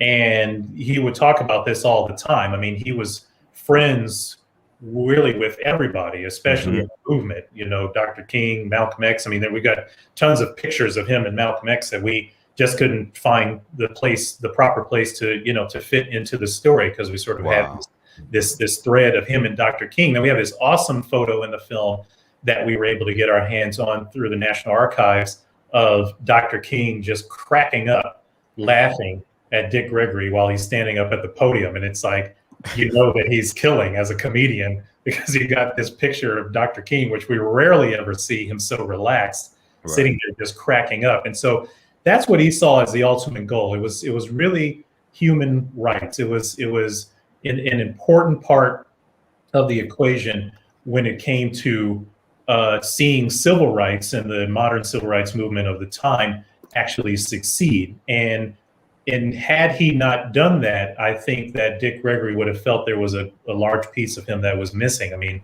any time that there was something to fight for, he was there. I mean, there's this a fabulous story of him and the women's rights movement, the National Organization of Women now, and him showing up to speak there. They asked him to speak. He's flying across the country. He was speaking at someplace else. They asked him to speak, and they get there. He gets there and they say, we're running out of time. We don't think we're going to have you to, be able to speak. And I think it was Jane Fonda or one of the other women that were there actually just brings Dick Gregory up on stage and has him go up there and speak with them. And people literally start turning around that were leaving this rally because they heard him over the loudspeaker. And it was just small examples like that. I mean, it was women, it was Native Americans, it was Black folks, it was Latinos, it was, gay Americans. I mean, you just name it. He was fighting for everybody. And that thread of human rights is what persists today. Wow. Folks, it is called The One and Only Dick Gregory. Premieres on Showtime on July 4th. Andre Gaines, the director. We certainly appreciate it, man. Thank you so very much. It is a fantastic documentary. Thank you so much for having me on. All right. Thanks so much.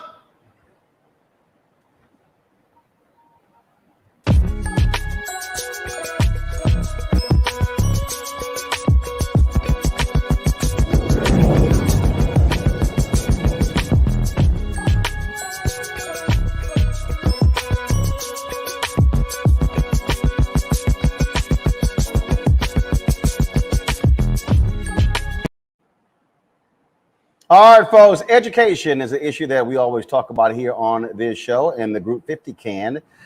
They have been very much involved in ed reform in this country. I'm on their board of directors, and also we've been sharing an office space with for the past 3 years. Darrell Bradford is the new president of 50 Can. He joins us right now. Darrell, glad to have you back on the show. First and foremost, what's your goal as president of 50 Can? What do you want to accomplish? Don't mess it up. Thank you very much for having me, and obviously, thank you for being involved with everything that we do and carrying this message to your audience in a way that only you can. I guess the three things I'm working on primarily, one of them is that we need a better vision for for the education system that we want in this country. And so we built a sort of a marketing platform that we call Believe in Better, which is just about the way that, the education system should work, about what you should be entitled to and what you should have as a family, about the sort of freedoms and flexibility that you deserve as somebody who's trying to help a kid become the best version of themselves.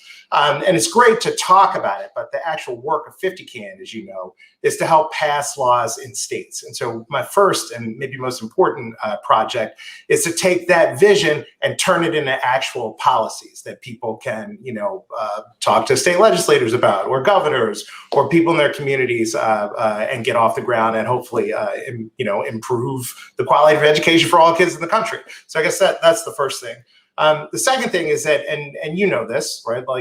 We're a nonprofit, and now we're like a quasi black-led nonprofit, and we're working in 10 states, and many of our executive directors are people of color.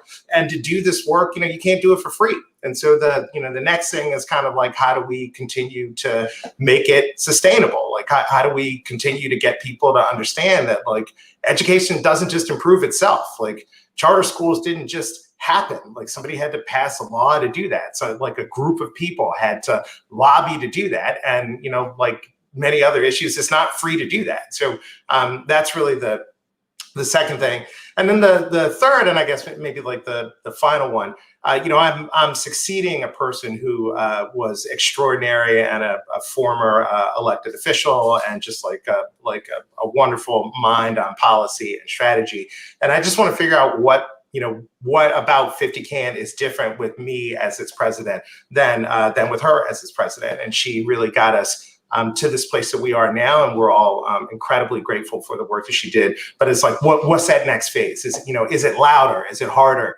Is it more nuanced? Is it more interesting? I got to figure that out, and I got to figure it out soon. I've made this point that the ed reform movement has been all too often a white-led, white-run, and the reality is that you can't change education in America if you don't have Black folks who are at the positions of power. Yeah, I mean, one of the I almost take it for granted. The amount of people who were like, I can't believe you're the president of 50 Can. It was like the outpouring from other Black folks who work in the movement and who have jobs like mine was sort of was shocking. There's a real underrepresentation at the decision making level, and it is just different to be at the decision making level. Like when you're not just deciding for you, but you're deciding for lots of folks.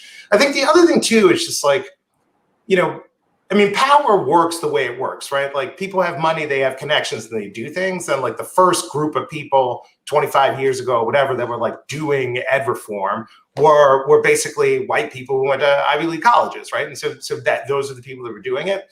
It is not in the political interests of anybody to have a movement that is narrow in that way and that isn't diverse, right? And so you'll see now, it's like late to the party, and I don't need to tell you, but finally people are focusing on the fact that like, look, we built all these systems up. We don't have enough Black-led schools, right?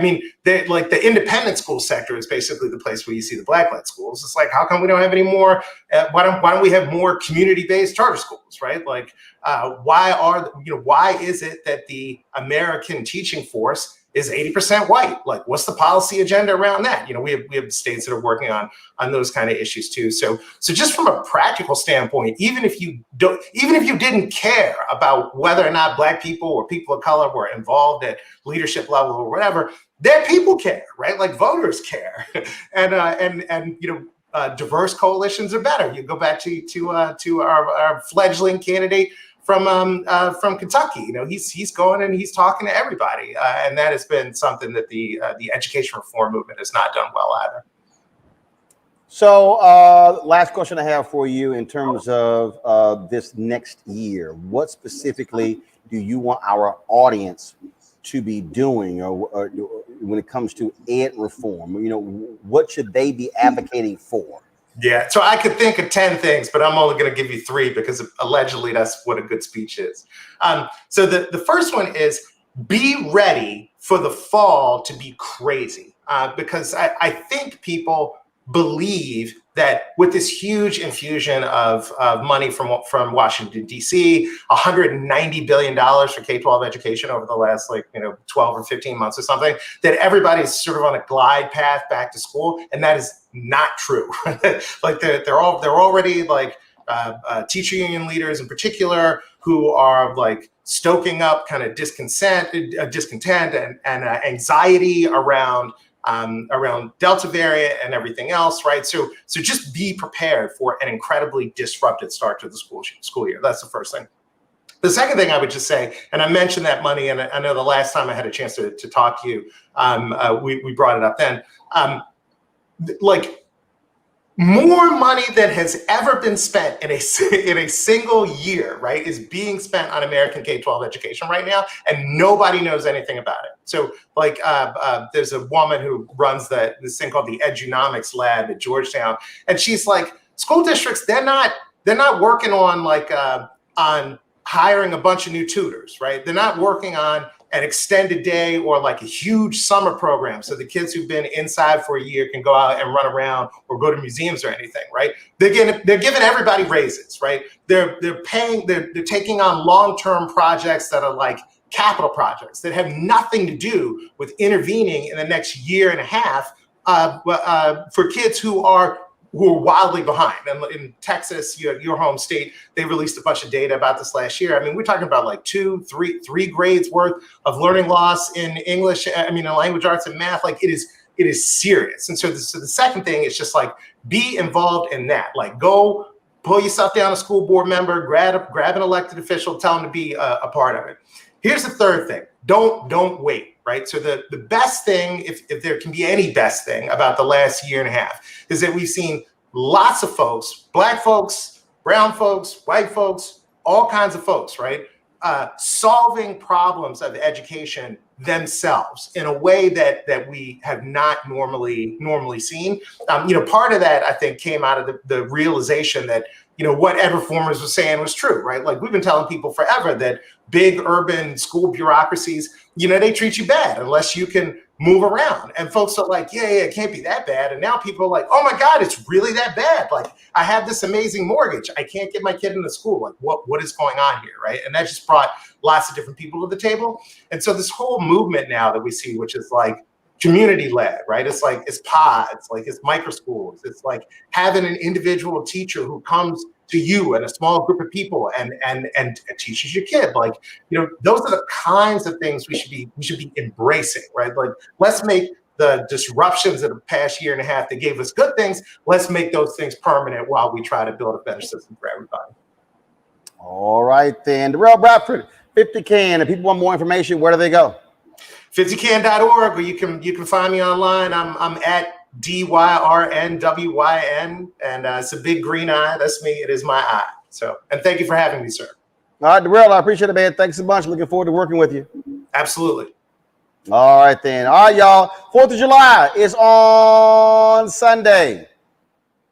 But our next topic really applies to whether or not we're talking about 4th of July, whether we're talking about Juneteenth, or look, I'm from Texas. We don't need no damn reason to barbecue.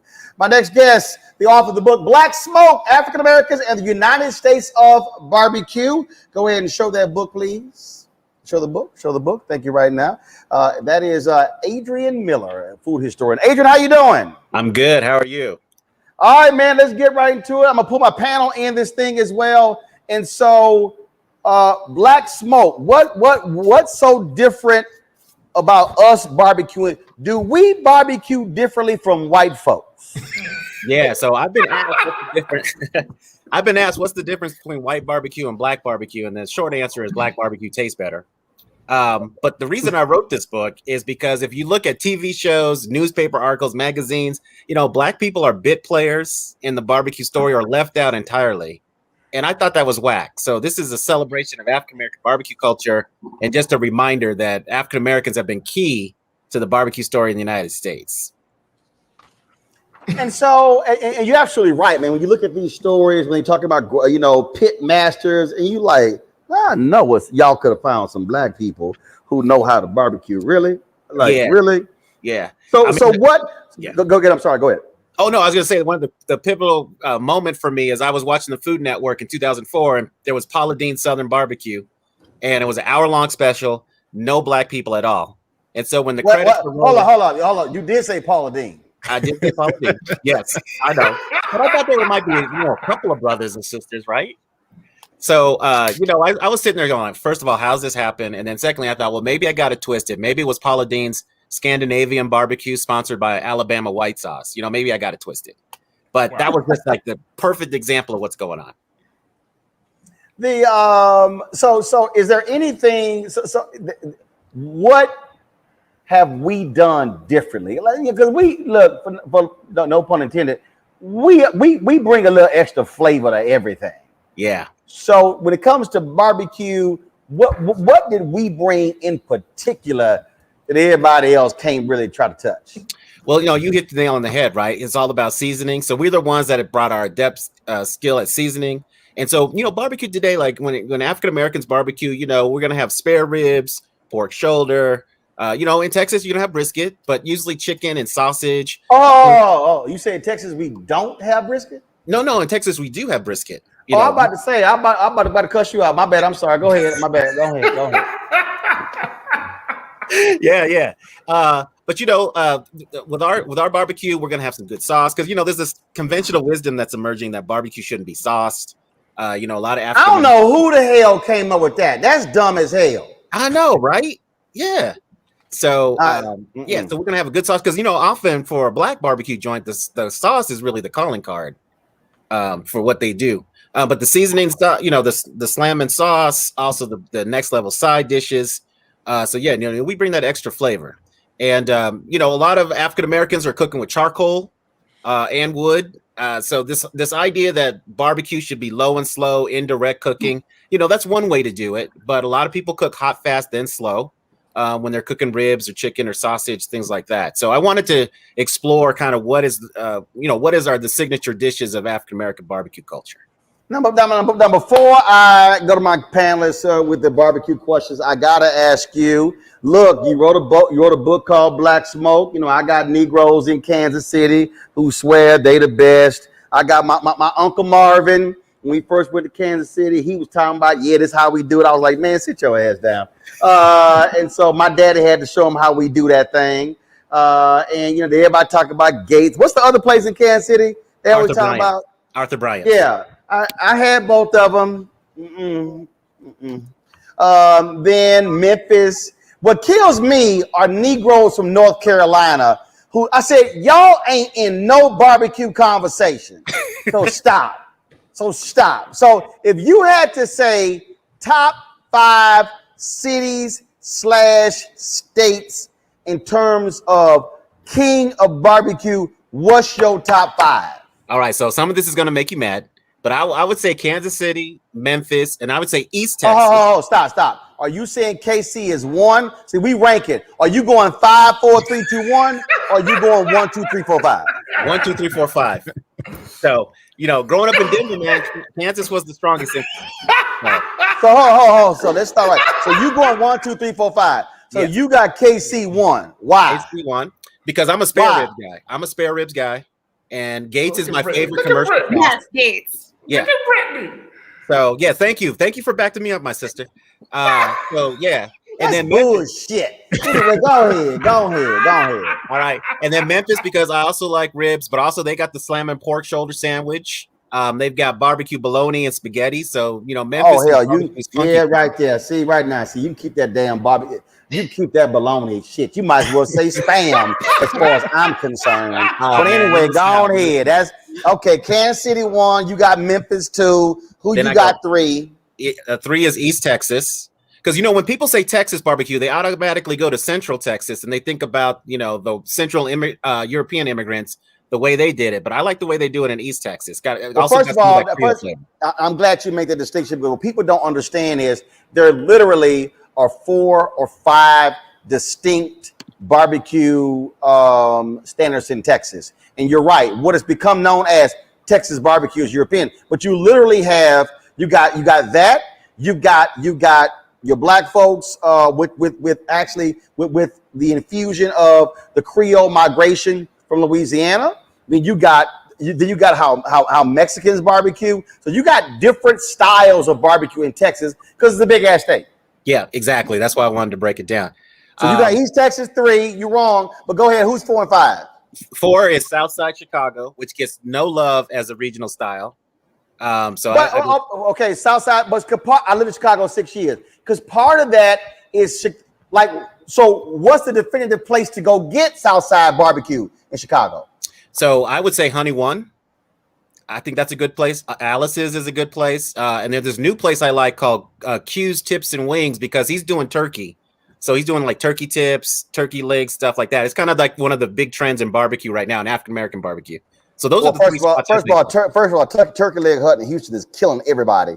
Yeah. Okay, that's 4. You said Southside Chicago is 4. Who's 5th? All right, this is really going to make you mad, but I'm going to give love to East North Carolina, man. There's some brothers still doing whole hog, like Ed Mitchell and his son Ryan Mitchell. Oh, he's leaving. And then you got Rodney Scott in South Carolina doing whole hog, man. Rodney Scott.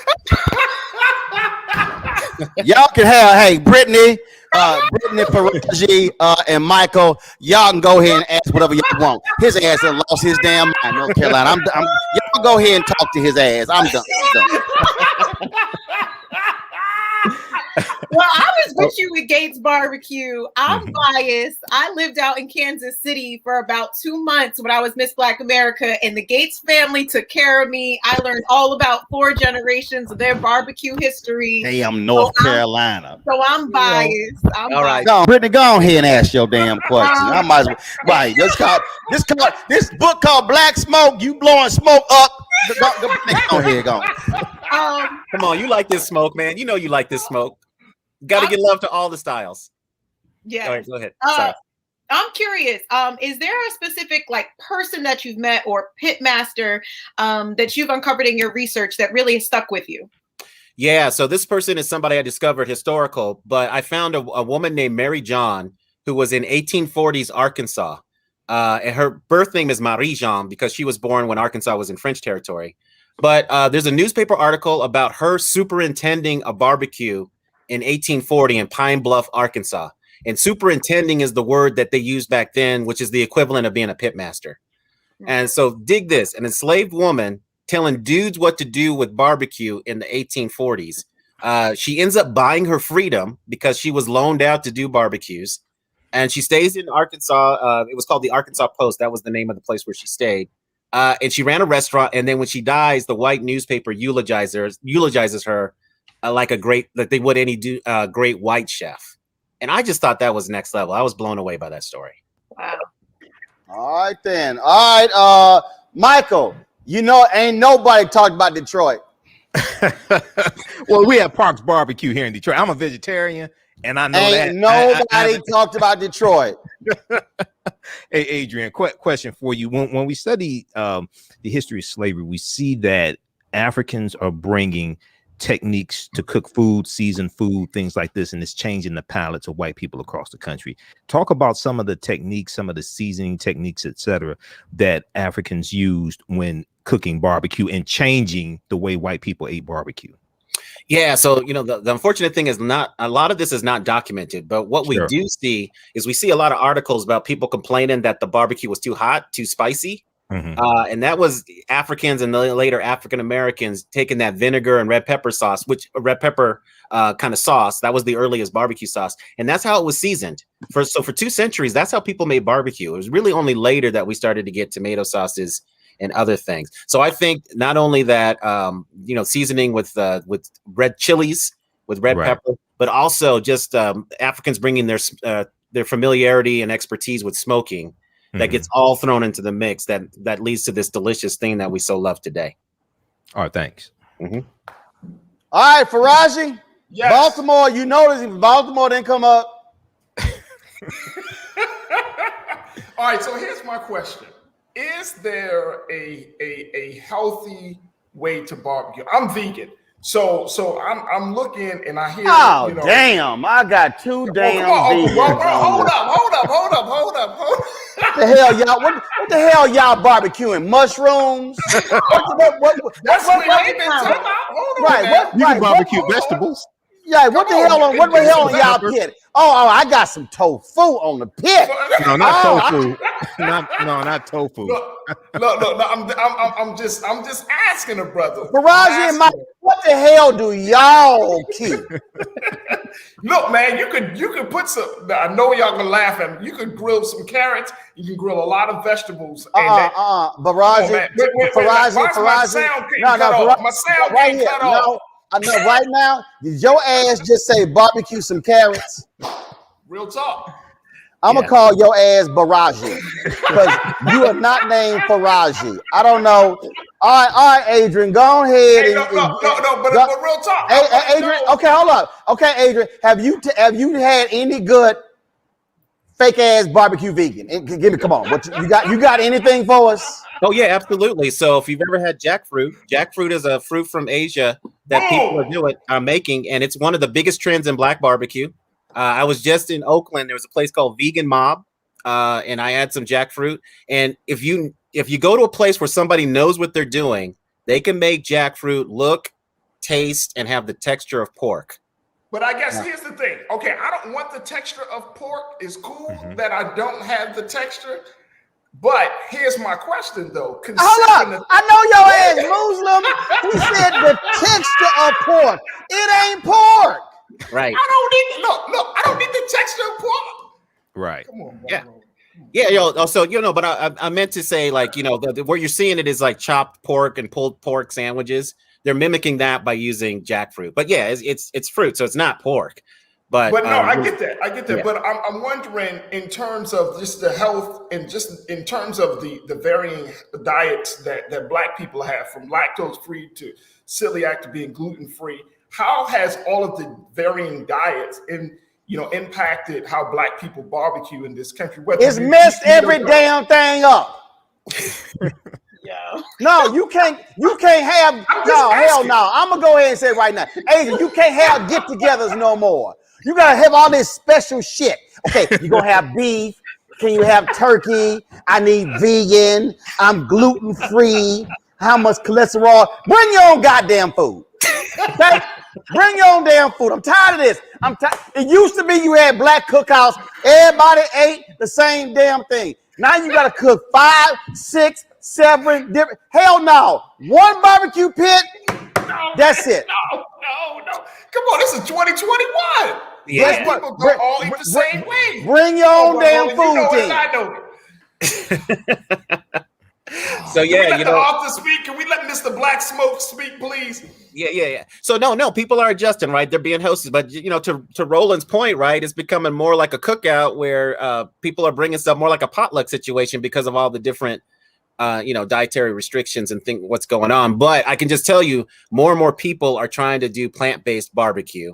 And, I know a lot of people don't think that's a real thing, but, that's one of the big trends right now in African-American barbecue. You're just seeing it more and more, especially in the big cities.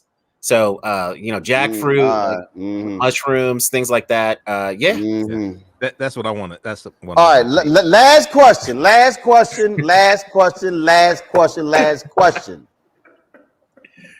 Okay, Adrian.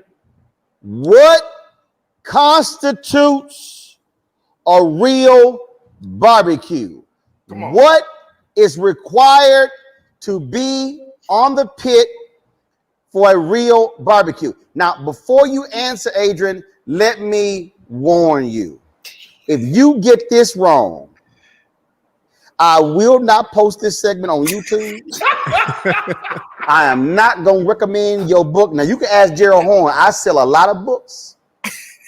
So I need you to think, because you already messed up that North Carolina bullshit. So I need you to think real careful. What is required to be on a pit for a real, I ain't say cookout. Yeah. I said a barbecue. Oh, you invite the folk to we having a barbecue. This is the last question. Go. All right. For me, it's pork spare ribs, hot links, like a spicy hot link sausage, and some chicken. That's the basics. And then in terms of side dishes, some coleslaw and potato salad without raisins. Stop. Hold up. Stop. Hold up. Man, I said the pit. I ain't having no damn sides. Okay. All right. So spare ribs, chicken, and sausage. Because look, not everybody can pull off a pork shoulder and brisket. That you gotta have some skill to do that. Hey man, I ain't say what everybody can't do. I said what is required. Now at least you got 3 out of the 4 right. Cause see, I'm talking about these people. And some of y'all gonna do this tomorrow and Sunday. Don't call that bullshit no barbecue if your ass got some hamburgers and hot dogs. Okay? Yeah. No, I agree with you 100%. Let me be clear. Hamburgers and hot dogs, that's the pre-ass barbecue snack. The snack. Okay? Don't come with that. I'm telling y'all right now. Your asses invite me to a barbecue, and you tell me y'all got hamburger. I got invited to a damn barbecue when I was living, and probably because his sister, she's married to a white boy, and they were all healthy and shit. They had hamburgers, hot dogs, and portobello mushrooms on the grill. I said, this is some bullshit. We were there 20 minutes. 20 minutes. Did you eat the potato salad, Roland? Nichelle, you know I'm talking about you and your ex-husband. Y'all invited people talk about we having a barbecue, had some bullshit hamburgers, hot dogs, and some portobello mushrooms. Man, let me tell y'all something. Ain't lying. Growing up, one of my I think my Aunt Betty, God rest her soul, she recently passed, invited us to a damn cookout barbecue. Man, we got to their house. My daddy was like, "What's this bullshit? Hamburgers and hot dogs." My dad said, "Man, pack this shit up. We going home." That's what happened. Straight up, my dad said, "Pack this shit up. We going home." I'm curious. When you came to our house, Adrian, we had chicken, links, ribs, brisket. Okay. That's the basic. That's the four. If you have the holy trinity of gumbo. Yep. And if y'all know what that means, the holy trinity of gumbo. There are four. That's the holy trinity of barbecue: chicken, brisket, links, ribs. Now you got 3 out of 4, so I'm gonna go ahead and post your book on social. All right, thank you. But don't make that mistake again, leaving off brisket. All right. Yo, this will make me happy. I'm gonna make my first brisket tomorrow on an old oil drum smoker. So y'all wish me luck. Hey, listen, look. There's a brother in Houston. Who goes to our church. Man, look, dog, I'm serious. When I say how he literally makes brisket, you do not need a knife.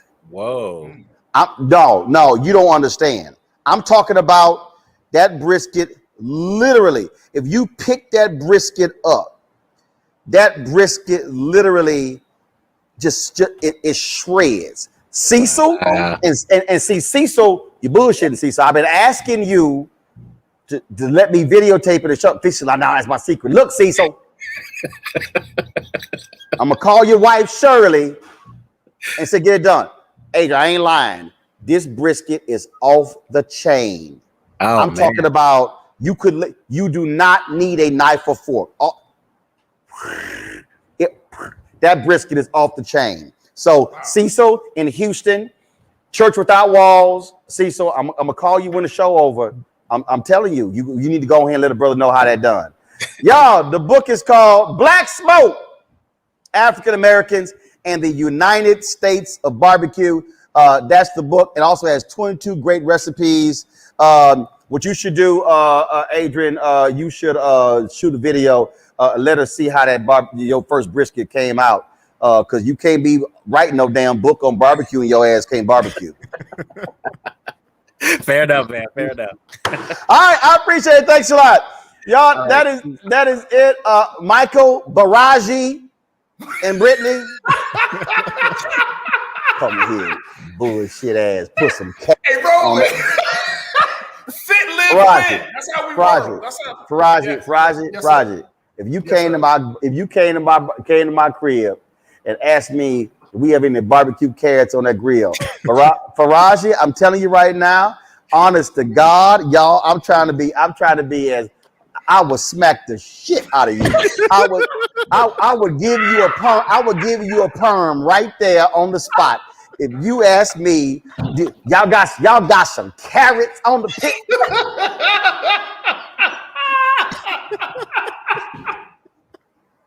Don't do that. Don't do that. You better keep that crap in Baltimore. You bring that. I just bring my own. There you go, Uncle Roland. You damn right. You damn right. Bring your own Tupperware with some charred ass carrots. All right, y'all. You done, Michael? What the hell you got on your pit? Your vegan ass pit. Well, you know what, man? I'm teaching online classes this weekend, man, dealing with African history. So I probably won't even. I'll probably have some salad with some garbanzo beans, unless the sister wants to invite me over, man. But I'm teaching online classes Saturday and Sunday, brother.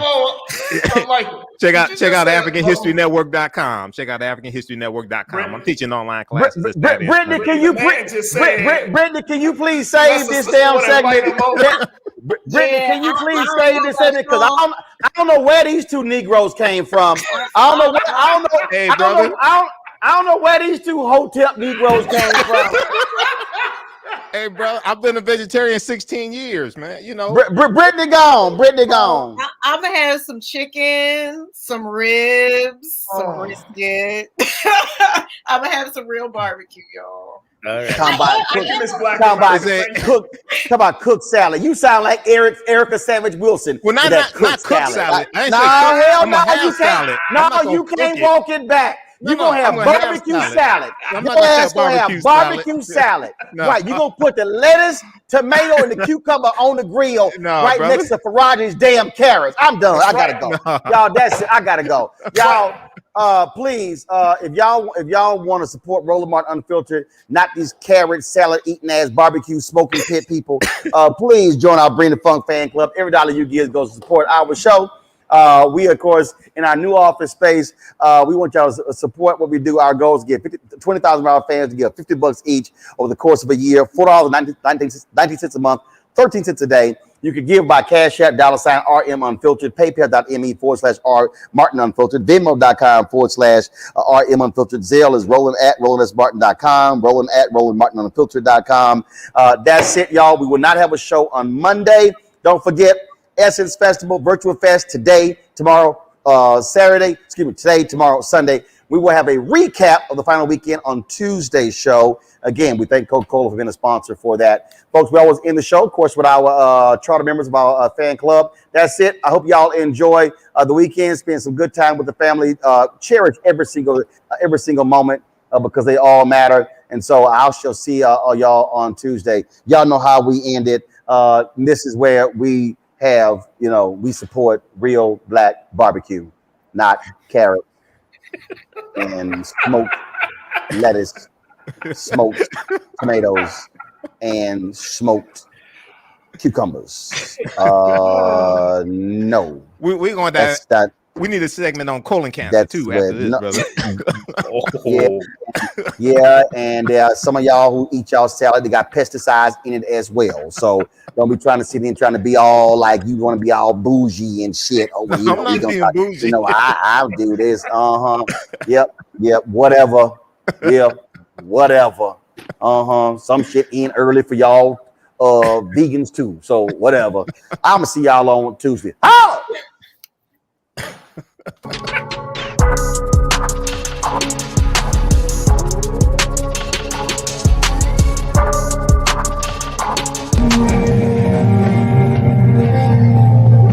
Y'all all right?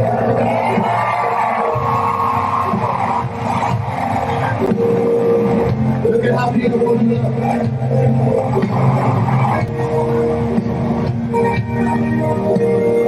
30 years ago today.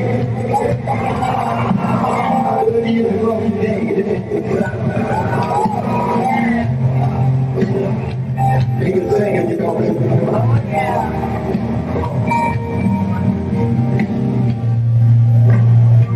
Never because you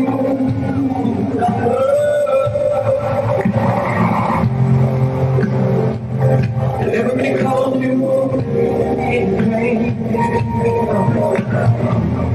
I don't wanna go down tonight.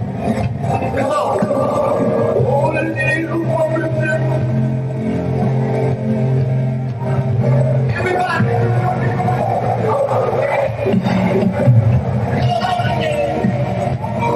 That's what I want to say.